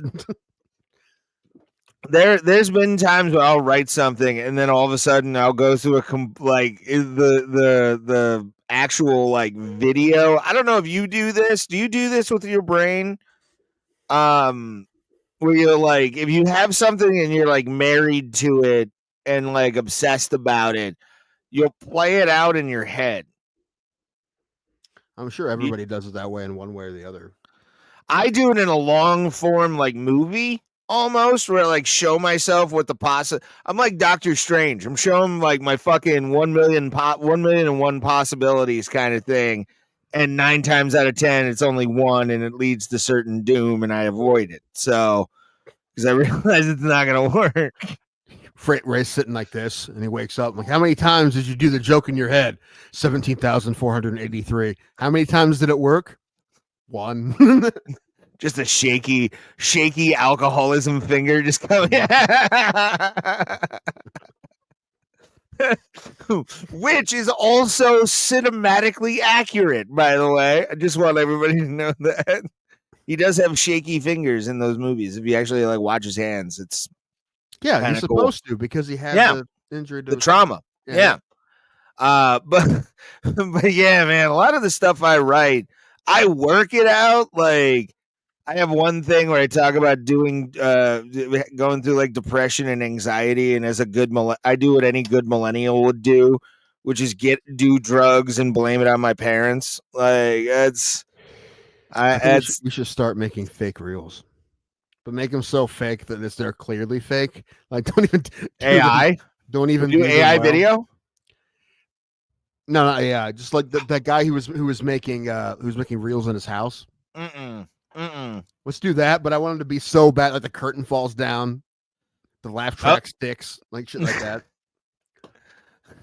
I could do shit like that where it's like, oh my god, as long as or like, it would be funny if you did it and you did it bombing, like you did it, like no one laughed, just cricket sounds, just a crowd, like a quick like B-roll cut of a crowd like not doing anything. Just hear so shit like that. Yeah. The SpongeBob, you suck. Do crowd work. I might be doing crowd work soon, actually. Fun. Listen, I put in for that. Well, no, I put in for that Jokes on You show that John Bruton and Jimmy Graham do. Mm-hmm. I want to do it. Just as like I've never done. He wrote a big spiel about that today. He did, and that's when I grabbed the email and emailed him for a spot, and he hasn't gotten back to me, John. You say we're friends. You never call me, Johnny. You never call me. He's probably like, I just put a post up saying they're mad about the quality, and Ray Highclack emails me like this is what I get. I don't think he read the message. Probably not. He put it on. He put it on red, but he didn't. I love John. You send him John's my brother. What? You send him a video at least? No, I just said, hey, brother, when can I get on a thing? I didn't ask for it. Like, whenever John always knows, like he can put me on whenever. I don't care. Like, he can ask me or I can ask. And we have that relationship as comedians, which I love. I love John. John said one of the nicest things a comedian has ever said about me in a mean way. That was awesome. And he was talking about Grog Shop, which if you're watching this video and you're ever in Cleveland for anything and there's a show at the Grog Shop, go check out the fucking Grog Shop. Like, it's such a cool piece of hip hop and punk rock history in Cleveland that you need to see it to believe it. It's not a great venue. It's not an amazing venue. It is a small, shitty venue. We have less and less of those. Like those, like cringy rock clubs are going away. And I don't say it's cringy. I say it's more just like, dirty. Like it's just grungy. Grungy is fine. But yeah, there's not many of those left. There used to be tons of them, but they're not. I mean, every city has a couple now, but not that many. No, dude, oh man, what's it called? I forget what it's called. That place in Pittsburgh, I went and saw Bowling for Soup. That was in a little church. That's awesome. That place is awesome. Yeah, you need those fucking venues, man. You need those fucking like small ass shitty venues. But getting back to what John said about the thing, because I do need to say this. He was on a podcast of Jeremy Shear and El Hornano Diablo, Jordan, and he said about shitty comedians who have shitty attitudes. He was like, we don't like you if you're, and then the next words were, they have both. Well, yeah. And then his words were, if you're shitty and you're nice, you're fine. And then said the words, Ray Highclack can come to the Grog Shop whenever he wants. He can bomb. He can talk about wrestling because he's nice. It was the biggest compliment I got at that time. This is what I miss about like the old Amateur Night, the funny stuff, because there would be like these people just starting, and this, for whatever reason, like the reality of what comedy is going to be hasn't hit them yet,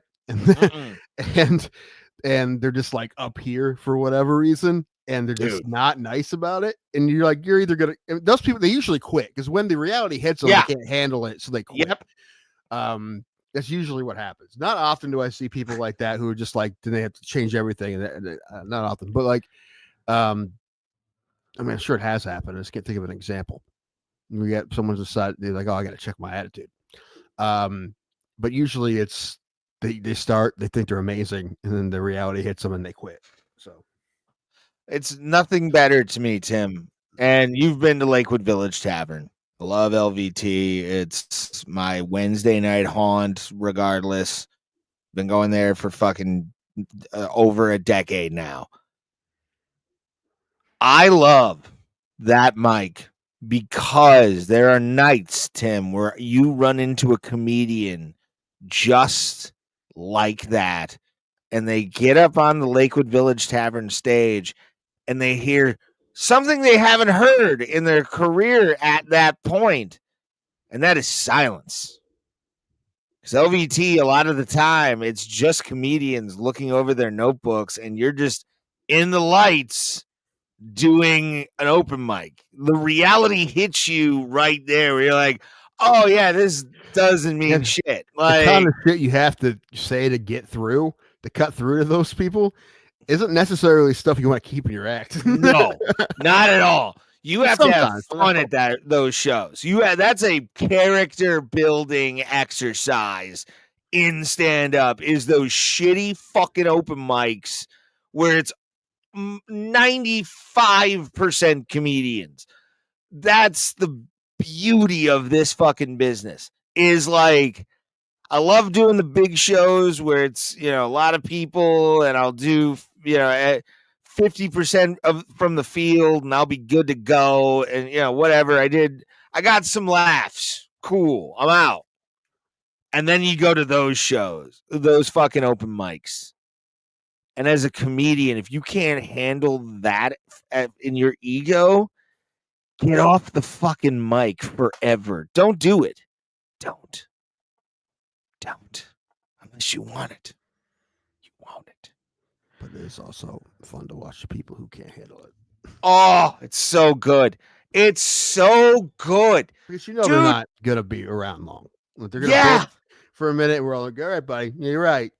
Everyone sucks, and it's all them, not you. You're right. And then you never see them again. I mean, there's been so many clicks probably in this hundreds. Business.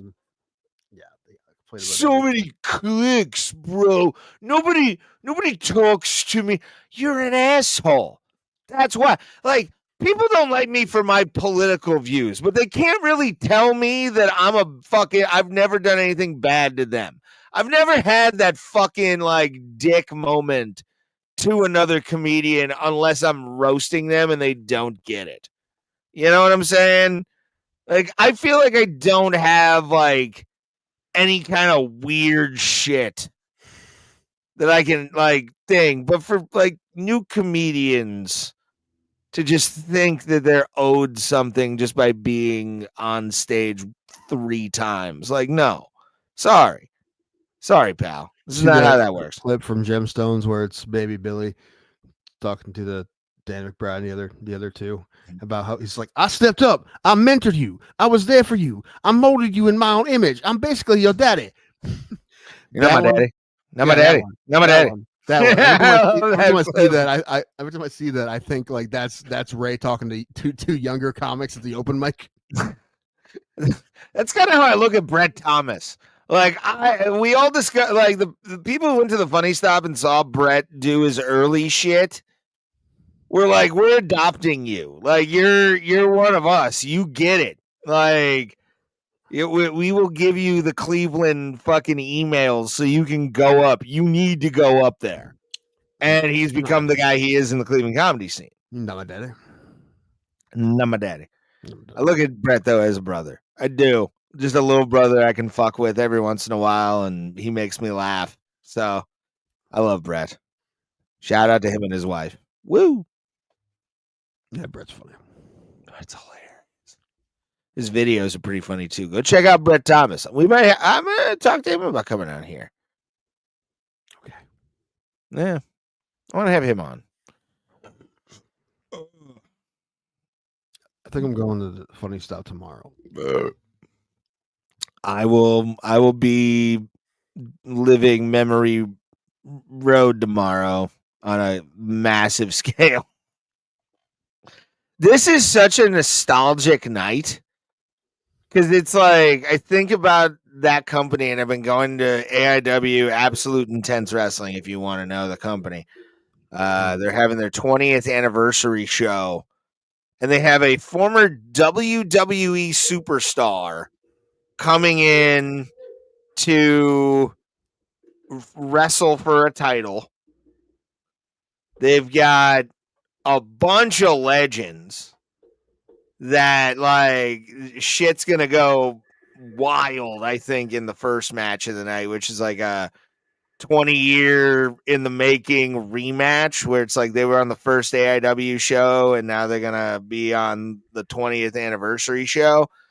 And one of the guys was kind of and the other one is M-Dog 20 fucking Matt Cross. God, legend, awesome punk rock singer too. I watched him open up for a band once. It was so dope. It was the Casualties, actually. It's the fucking Casualties. Loved it. Great New York punk rock band. But yeah, dude, AIW's 20th anniversary. My first show was September. Yeah, it was like September of 2007. I had just graduated high school, and my dad looks at me and goes, "Hey, I think there's pro wrestling up the street. You want to go, or here's some money. Go check it out." And like a lot of the guys, Tim, that are on WWE and AEW right now were at that fucking show. Okay. Wild. Just to like think about who's been through this company and the money I've spent on this company, whether it be like T-shirts with the logos of I had a Cavs shirt for a little while that kind of got worn through pretty easily. But yeah, AIW, this is sort of a like really awesome moment for me as like a fan that watched them when it was like 15 people in a Knights of Columbus hall. So now they're like 500 people in a concert venue.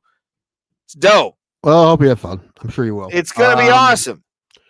Speaking of Memory Road, reminds me of a song that I think is only popular because it was in a movie, but what a terrible song. Holiday Road by Lindsey Buckingham might be one of the worst songs ever written. It is such a terrible It's annoying. Song. It is an bad annoying song. Yeah. It is not a good song.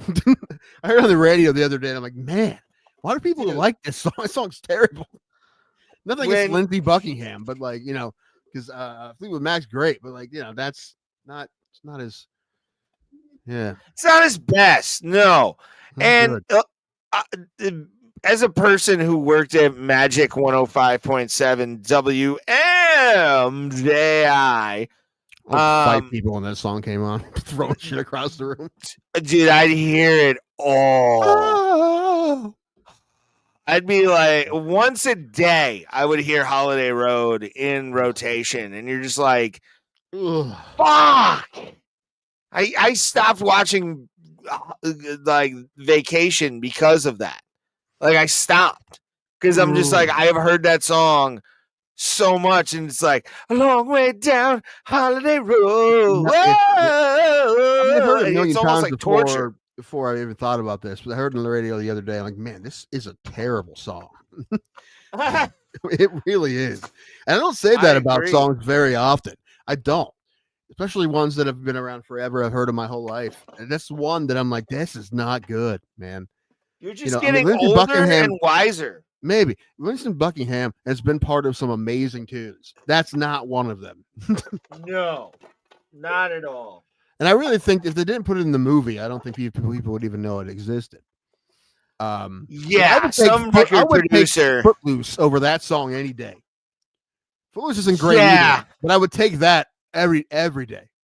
Hold on. I'll be right back. Continue your rant about bad music. I don't really know how much I'm just thinking how bad Holiday Road is. It's not a good song. It's a terrible song.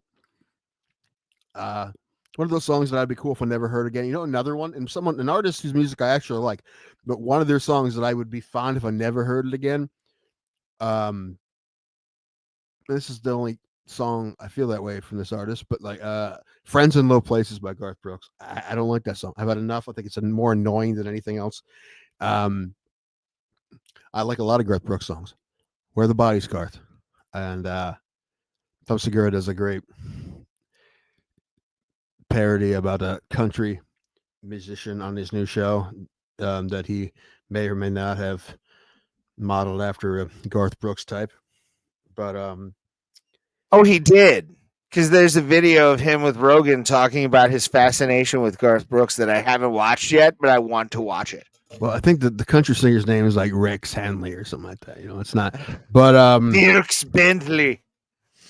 But yeah, Friends in Low Places, I think is a terrible. I mean, I'm not a fan of that. I song agree with you. I like a lot of his songs. I think a lot of Garth Brooks songs are bangers. That's not one of them. I could be fine if people like get drunk and play it at the bar. I'm just like, fuck, get pissed, dude. I would not want to hear that song. That's problem with the you problem piss me with off, play Holiday Road and Friends in Low Places back to back. The problem with that fucking song, okay, is Friends in Low Places. No matter what wedding you go to, Jewish, Catholic, not black, because they won't play Garth Brooks unless it's like full open bar, maybe. I don't know. I don't think Garth Brooks is being played. Maybe anyone out there, if you are at a wedding where the majority of the people at the wedding are black and and they are playing Friends with Low Places, please take the video. Please send it to us. I guarantee you there's a lot of awkward looks going around. No, they're drunk enough they'd be into it. That would be fun, actually. But like, it always is white weddings, and it's usually like the trashiest fucking people on the dance floor, just huddled together in a drunk fucking like blob, hands in the air, going like, I got friends, you know. And you're just like, dude, come on. Plus, that song is, if you're going to pick a good Garth Brooks song to like love, it's Rodeo. Rodeo is probably his best song besides Standing Outside the Fire. I like a lot of his songs. Those two include. I do too, but those two suck. I mean, those two suck. That one sucks. I'm looking right now of like a list of like here's a list of the worst songs ever. Top how many? This is a top 50 by. I don't know. Go down to the top. Go down to 10, and let's go from 10 to 1. Because I feel like if this is the worst song ever, we should be like, what's worse? What's less worse than this? So some of these songs I can handle, but the thing is, yeah, these are all songs that like when they come on, I'm like, I don't really need to hear this. What's the number 10 I'll start at worst 12. song of all time? I'm going to start at 12. 12 is Kokomo by the Beach Boys. Like, I like the Beach Boys a lot. I think the Beach Boys are one of the greatest bands of all time. I mean, Pet Sound's one of the greatest albums of all time. Beach Boys have done some amazing things in music. Kokomo is not great. It's okay, but compared to a lot of their other stuff, it's not. Look, anytime you can get a sleeveless, fuck's his name from Full House, great kid, Stamos. Anytime you can get a sleeveless John Stamos on bongos, see that video? I'm in. Of John Stamos playing "Last Resort" by Papa Roach on drums. No, but now I'm gonna go look at that after the show. Yeah, it's the Drumeo channel that they put drummers in and they give him a song they never heard of without a drum track and they make up their own drum part. And they gave him that. He's never heard that song, so he did his own drum part to "Last Resort." Anyway, that was number 12. Number 11, I don't remember this song, but I remember it coming out, but I don't remember how it goes. It's "Invincible" by Clay Aiken. Number 10 is "Ebony and Ivory" by Stevie Wonder. That's another. I mean, listen again, Stevie Wonder. Awesome. What? Ebony and Ivory, though, when I hear that, I'm like, I don't really need to listen to Ebony and Ivory right now. Like, With Paul McCartney, it's fucking great. Anytime though I think of Ebony and Ivory, I think of the SNL sketch between Eddie Murphy and fucking what's his name, Piscopo, where Stevie Wonder and Frank Sinatra. It's like, life's an apple pie, let's take a bite. So my memory is skewed on that song, but I know the song.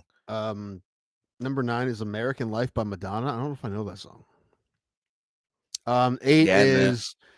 I actually like this song. I mean, it's. I agree that's not a great song, but it's one of those songs I'm like, I can bob to this. Party All the Time by Eddie Murphy. I agree, it's not a great song. Come on, but it's bullshit. Bullshit. That's come on. The video is awesome. I don't understand it. A lot of it was why just you Eddie want Murphy to do a dance song all of a sudden. That's the weirdest part about it.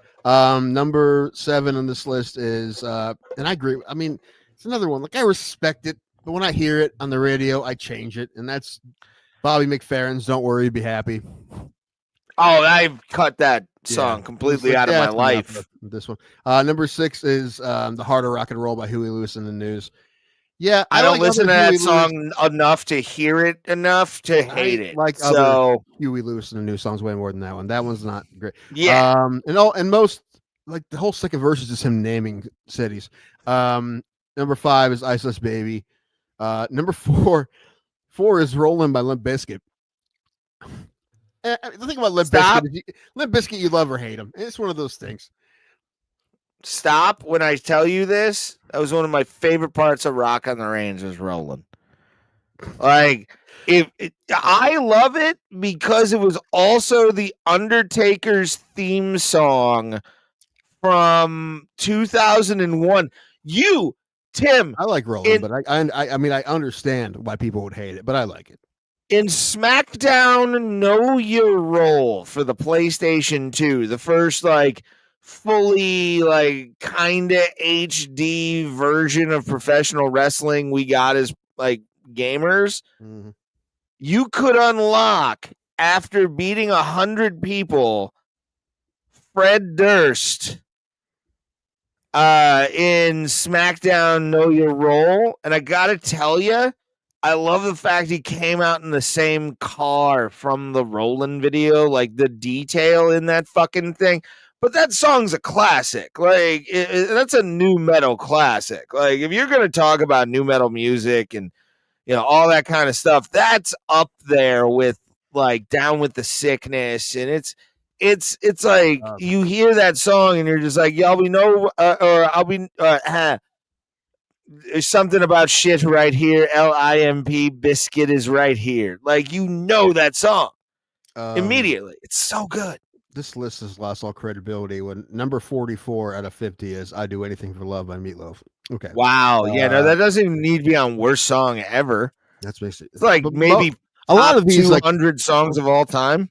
A lot of these, like, kind of, you know, I'm like 38, Cotton Eye Joe. Yeah. Okay. Yeah. Yeah. I get that. Where were we? Rico Suave by Rico Suave. That's What? Fuck you. How about no? It's a terrible song. I mean, it's funny, but it's not.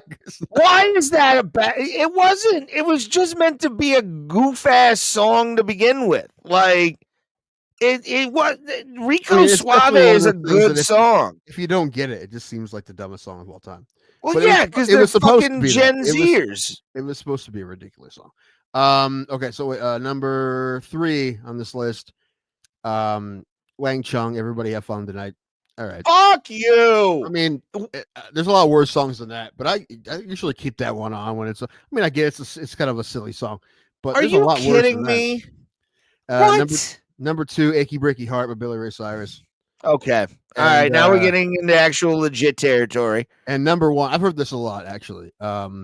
"We Built This City" by Jefferson Starship. I've heard people say that's like one of the worst songs ever for a long time. I hate that song. I don't Hate mind it that much, but it's not great. Hate it. Like, especially when you think of the other songs that Starship did. Like, that's not a great one. It's the worst Starship song probably ever. Do you know what song is actually better than that? There is a parody of that song called My Dick's All Shitty that was played on XM radio for Opie and Anthony. Sounds about right. It's way better than that song, and it has a lot of shoehorning. A lot. But it works better than, hey, we're gonna be here at your city. We've been here for a long time, and we're still shitty. Number 50 on this list is My Heart Will Go On by Celine Dion. I think it's less about Take how that off the song list. it is. It's less about what kind of song it is and more about like how much you've heard it and shit like that. Because that really just by itself is a great song. I think you're lumping it in with Titanic and other shit that it doesn't. You know, I feel like just by itself that's a really good song. This is proving to me that like I'm so far removed from actual pop culture. No wonder I have the views I do. When I see this shit, I'm like, what? Most of these songs are not. None of these songs are recent at all. None. And there's a lot of not good songs that come out recently, but none of these are recent. The Kesha song, the fucking heartbeat to the beat of the drum. That fucking song's worse than even We Built This City. Funny meme though. Broken Wings by Mr. Mister. That's Mr. Mister's best song. Fuck you. You never played GTA Vice City, have you, motherfucker? Like whoever wrote this, I'm speaking to this prick. Whoever wrote this fucking this right. Goddamn article. Now we know everything we need to know about this guy who wrote this article. Right, here we go. Is it a guy, by the way? We don't want to misgender here. It is. It looks like Dave Tompkins. This guy's name is Dave Tompkins. Fuck Dave Tompkins. All right, number 22, Courtesy of the Red, White, and Blue by Toby Keith. Ooh, what was 22? Yes. Okay. I mean, the thing about that song is now, without all the context of 9/11, it seems kind of silly. But back then, it was like, yeah, it's a fucking bot. Fuck those people. Like you forget that. And when you listen to it now, you got to remember. That's funny that song, because I was thinking about that the last time I heard it a couple days ago. So I heard it a couple days ago. That song is such a time capsule. I'm like, now it just seems like just like a, this is. But you think of it in the context of 9/11, you're like, okay. Back then, everybody's pissed. Also, the American Manhunt thing, Osama bin Laden came on Netflix. I watched it yesterday. It was awesome. Dude, think about this. This is fucking wild. But that song.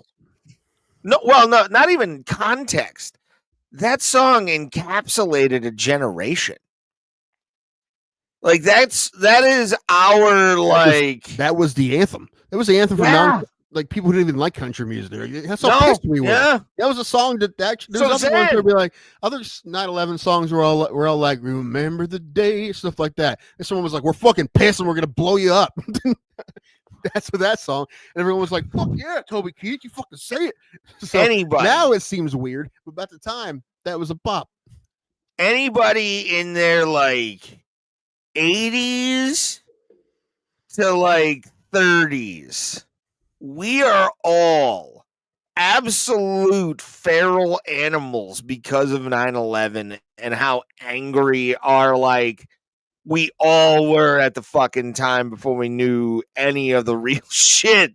Yeah, we didn't give a fuck at the time. We were just fucking blowing up. Who do you say it is? Fucking get them.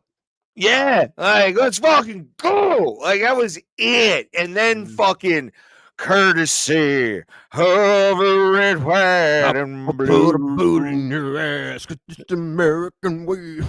Bro, that song. Anytime I heard their song, they're like, "Fuck yeah!" Anytime I hear fucking, and we did it on the show. I had it for a hot minute in our sounder thing. The opening to that, any person, you just strum the guitar and you just hear that Yeah, even right before that, as soon as you hear that guitar fucking twang right off there, you're like, this is somebody's going through something. Somebody's playing red, white, and blue right now to like fight off like demons. Like this. Somebody's girlfriend left him for someone who doesn't look like him. Yes. Yeah. For sure, dude. Somebody's girlfriend left him for an Uber driver. No, it's a construction workers union and now has papers. Sure. That's what that was. Me too. American girl. Uber driver, by the way. American girl. I'm making him better because it's construction. At least he's not doing a gig economy. He's filling out a W-2 like a normal human being. Hey, I never said he wasn't. I never said he wasn't. You said Uber driver. Yeah, there's a lot of Uber drivers that all kinds of people are Uber drivers. Doesn't matter. All kinds of people. I never said this person was not a legal citizen of this country. I made them a construction worker, which gave them better wage. Well, guess what? Well, not if you work your ass off. You Uber all the time. You Uber 18 hours a day. Like the guy in Vegas told me he does. Yeah, just be an Uber driver in Vegas. Too right? much. Just do that. No, I could never do that. I could never do it. I need to actually do something with like my hands. Not even that. Well, maybe. I never thought about that. Never thought about that. And I've had a clean driving record, say maybe like a speeding camera or whatever. Yeah, but once you get that, you're kind of out. I think. I'm not sure. I don't know. What was another one on this list I just saw? Yeah. What's another bad song? Master P. Make him say It's the only rap song. Fuck you. How about that? Suck a dick, bitch. Fucking song rules. God damn it. Fucking dude, Sound of Silence is on here. Dude, what the hell? Is it which version though? The original. The original. What? I could see David Draymond's version from fucking Disturbed being on this list. All right, that's the next thing. Not Simon and Garfunkel, you piece of shit. Barbie Girls on here, I get that. Shiny Happy People, I get Aqua? that. Dude, not Aqua, fuck you. It's a ridiculous song. It's an amazing song. Fun song, but it's ridiculous. I mean, I understand. I get happy when I hear it. Shiny Happy People, that's REM's worst song. Yeah, I like REM, but that's the worst song. Final Countdown by Europe. I mean, I get that if you hear it a million times that keyboard part's just annoying. I get it. But overall, that song's great. It's just the keyboard part that's kind of annoying. But overall, Final Countdown's a good song. This motherfucker. How dare you say that is one of the worst fucking songs ever? You piece of straight trash. I fucking hate whoever made this fucking list. Eat dick. Anyway. No, I'll tell you why I say that, Tim. Because the professional wrestler Bryan Danielson, who works for AEW now, I saw he would always come out to the Final Countdown by Europe, and he would get on the second and put his one foot on the top rope and put his hand in the air, and everybody would clap to the dun dun dun dun dun dun. It's the Final Countdown. Yeah, it's happened a few times in my life where I've screamed that. I found another list here. This is top 10 worst cover songs of all time, according to Rolling Stone. Number 10, William Shatner, Lucy in the Sky with Diamonds. That was like that whole album where he just kind of like spoke over songs. It was such a weird thing. You're splitting hairs now. Like that's like no. That's its own thing. You jammed to that, man. You put that on. And I definitely do Rocket Man. I packed my bags last night. Pre-flight. Sure. I'm gonna be.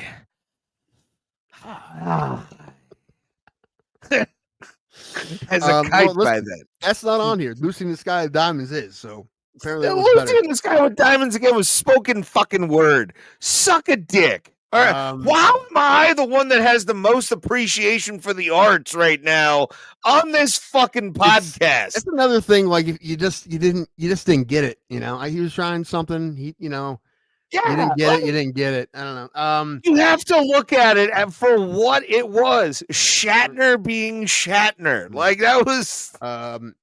Number 9 makes a lot. Yeah, this was terrible. Jessica Simpson's "These Boots Are Made for Walking." She did it for the Dukes of Hazzard soundtrack, which the Dukes of Hazzard movie also ate shit. I want to apologize on behalf of Tim Danko for anybody who doesn't appreciate the video for that, and also it is a good version. You shut your fucking mouth. Number 1, no, it isn't. But the video, sure, the video. I'll give you the video.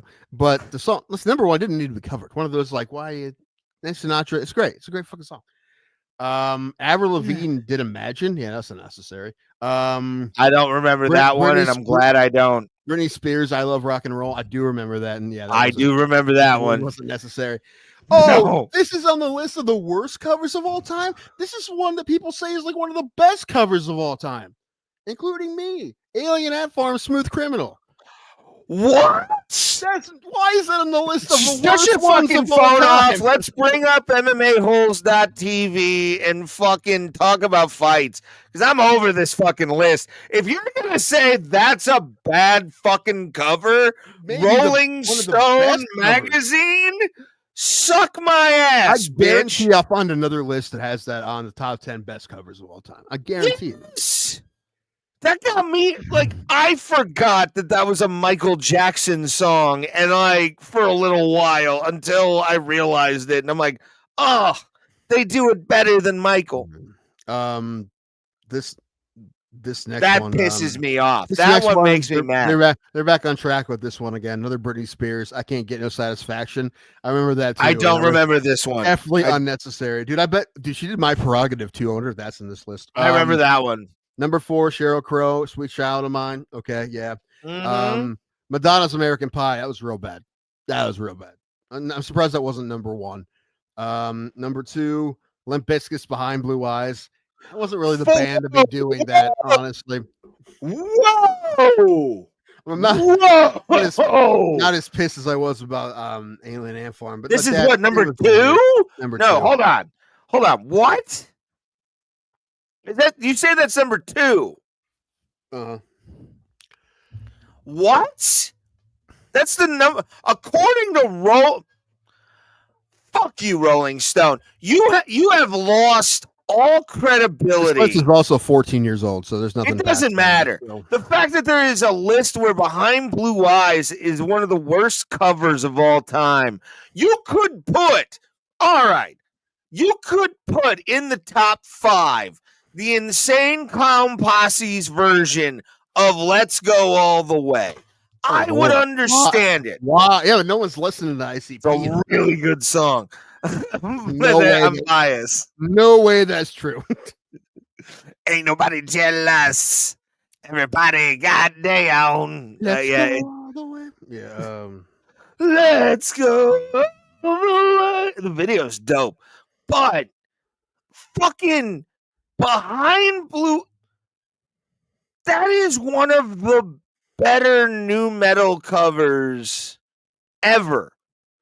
How dare you, Rolling Stone, say that? Like, I maybe or maybe not cry to that song once, maybe twice a year. Maybe the original. No. The Limp Bizkit version. Of course you do. That's not surprising to anyone who knows you. That guitar riff that fucking is done by Wes Claypool is better than fucking Pete Townsend. Like, Pete Townsend can't hold a candle to fucking Wes Borland. People are gonna agree with you here on this, but that's all right. No, and I understand that. But I will die on my hill. Yeah, I watched Wes Borland do things I've never seen any other guitar player do in my life in 2010. Let's get to number 1. No, fuck this list. This fucking list sucks. Like it's dead already. Number one makes a lot of sense, although I'd never heard it. But Miley Cyrus Smells Like Teen Spirit. I'm sure that I never listened to it. Although And, you know what? Now I'd be okay with it. But her as a teenager, like the 2011, like I get that. I guess probably was garbage. So here's Rolling Stone's best cover songs of all time. I'll just go down this list quick. Number 1, Jimi Hendrix, Along the Watchtower. Number 2, Johnny Cash, Hurt. Number 3, Jeff Buckley, Hallelujah. Number 4, Joe Cocker, With a Little Help from My Friends. Number 5, Nirvana, The Man Who Sold the World. Number 6, Beatles, Twist and Shout. Number 7, White Stripes, Jolene. I don't even know if I heard that. 8 is pretty good. Nirvana, Where Did You Sleep Last Night? 9, Guns N' Roses, Knocking on Heaven's Door. And 10 is Muse, Feeling Good. Muse does have a pretty good version of Feeling Good, but I don't know if they put top 10. Anyway, that's the top 10. You know what? With the White Stripes version of what was it again? Esquire's number 1 is Heard It Through the But what was the White Stripes song that they did? Jolene. Fucking Jack White in that song really like sells it amazing. Like it's him. It's that whiny Detroit fucking Midwest, wail that he does so perfectly. You want to talk about a band that I'm sad and I'll never get to see ever? It's them. Who? Like White Stripes? White Stripes, yeah. Well, I mean, are they? Is Meg White going to show up to the Hall of Fame thing? Also, they put your boy in. If you saw that, Who? Rizvan. No, they put him in for. Yeah, they did. They gave him put him in for like whatever he was up for, special contribute, something like that. What? Yeah, he got in for something. I didn't see this news. HOF.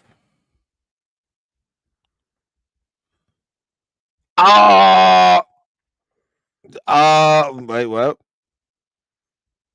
He was inducted as a musical influence. Well, I mean, that's probably the only thing he was ever going to get. But hey, he's in. Yeah, got something. Listen, well that's deserved. It's not nothing. Well deserved for sure. I mean, he wrote so many amazing songs that were hits. He was a songwriter before he was making his own shit. So it's like right categories and whatnot. Now they're like putting individual songs in and shit now. So it's like the WWE Hall of Fame putting in matches now. You're just like, you can't be the UFC, dude. Like the MMA matches can go into Hall of Fames. Pro wrestling matches, UFC screwed up because I feel like they made their Hall of Fame is like the newest, but they just put everybody in. It seems like I feel like they made me make it a little more difficult. I'm not saying there isn't anyone that people in there aren't good, but I feel like baseball. It's not difficult in baseball.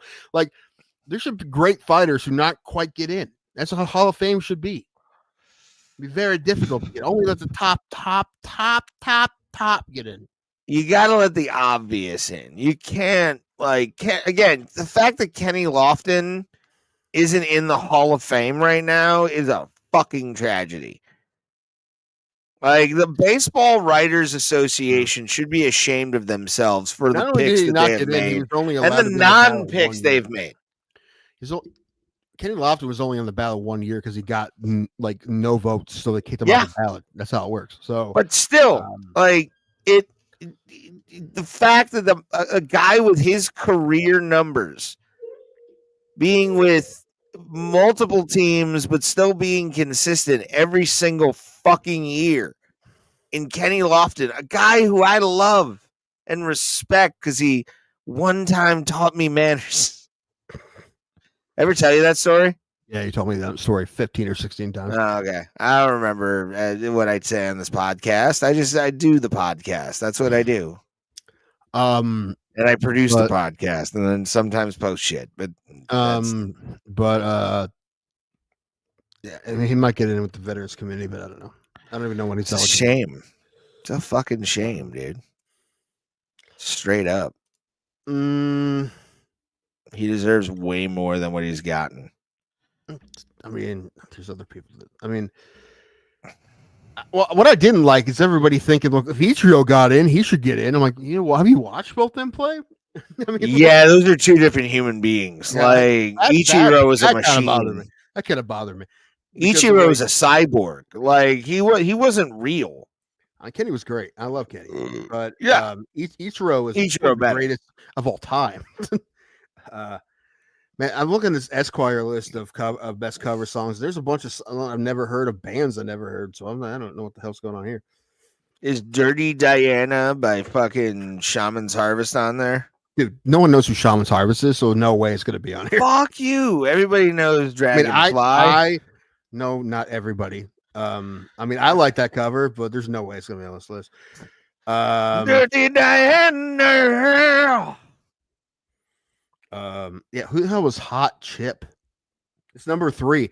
Number 3 is Hot Chips Dancing in the Dark cover. Never even heard of Hot Chip. I have no idea. I may know who they are. I know Hot Action Cop. It's not.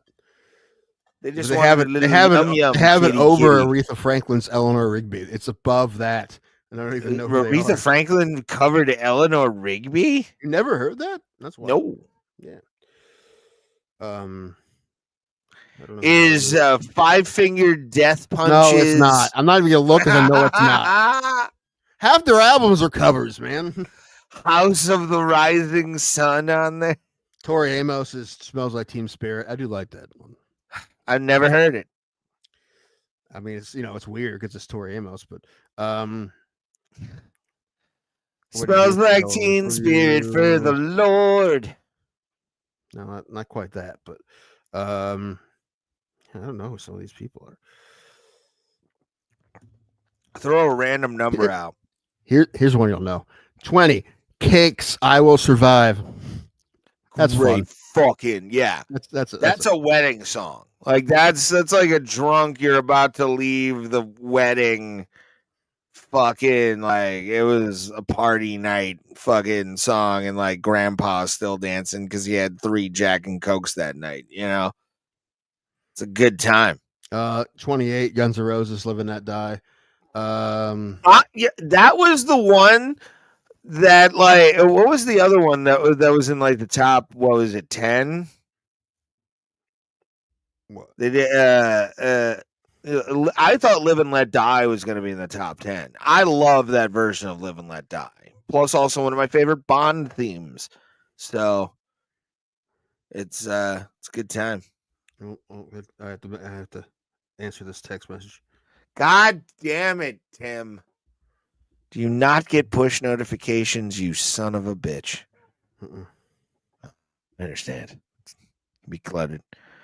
Well, here. Give us a follow if you're on X and a fucking subscribe with notifications on. On both, actually. Let's just do this, baby. First, I was afraid. I was petrified. As long as I know how to love, I know I'll stay alive. One of my favorite music videos of all time is their video to the long shirt, whatever it is, short shirt, long jacket, because it's just them like playing the song for random people on the street, and it's pretty funny. Boom, ba-doo-ba-doom. I'm gonna go take a leak real quick because I have to. It just hit me. I'll be right back. Y'all are sick. Okay, sorry, I'm texting someone. This is important. I'm going to a tournament in Columbus next weekend, and for like Friday to Sunday, I'm staying with my buddy.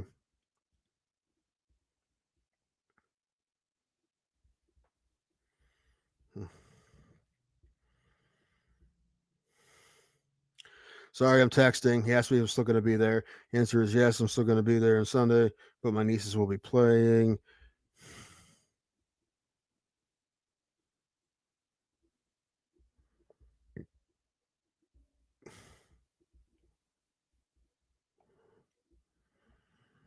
Or at least until they lose.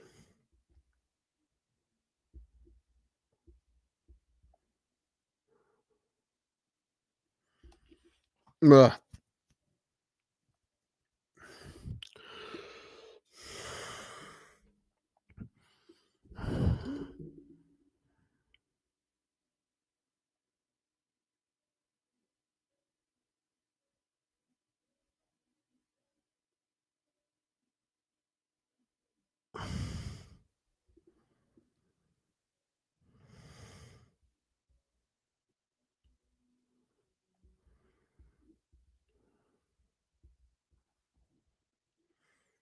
Sorry, still texting.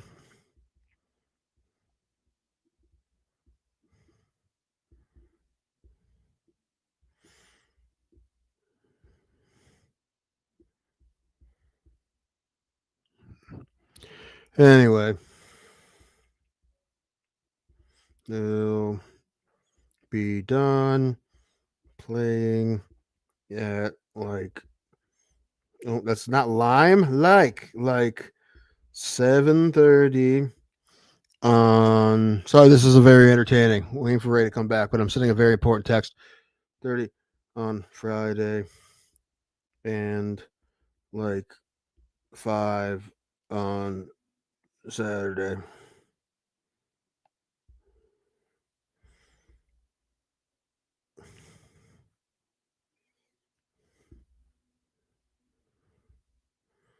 No idea about.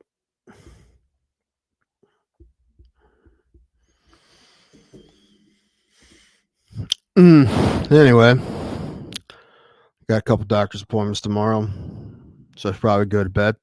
I'm hold on. One of them I'm not allowed to eat so long before. Hold on, let me see when it is.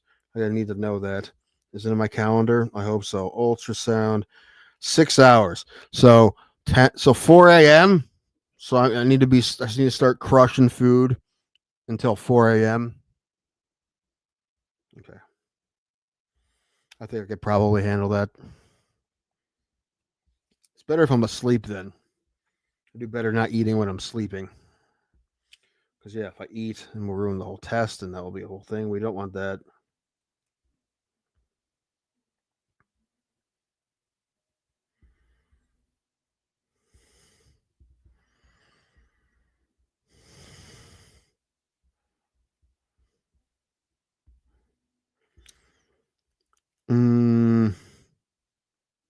Anyway. Yeah, this is my buddy Sean Lynch tomorrow. I'm excited for that. I haven't seen Sean in a while, year or so at least. And love Sean. He's the man. Oh. Anyway. Usually the show's better, or sometimes it's worse. You don't know. You never know. Although I'm tired and hungry, I want to be done today. We can be. Okay. All right, guys. We'll talk to you every single Tuesday and Thursday. This Tuesday, episode 400. Oh yeah, what are we doing for that? Nothing. I mean, we could probably get like Andrew Law. He has judo. I mean, later. I'll hit up Sam Alvey again, see if he wants to come on. He's blowing us off. You must have been mean to him. I read you the message. It was quite respectful. I'm sure it was fine. But yeah, follow up with people. How about $400 in donations, everyone? We can do it. $400 in donations. We have links everywhere, including on our X page if you want to donate, you sexy bitches. We appreciate all of you. We'll be talking about the UFC 256, UFC Fight Night 256, Gilbert Burns, Emma Rice, and don't really care. We'll watch it a little bit, maybe do some stuff, and we'll see you at the Kumite, fam. Bye, everybody. Bye. Bye. Bye. Yo, Tank Abbey here, and you're checking out the Bro Plata podcast with Tim Danko and Ray Hyclack. Check it out. Get down. It kicks ass.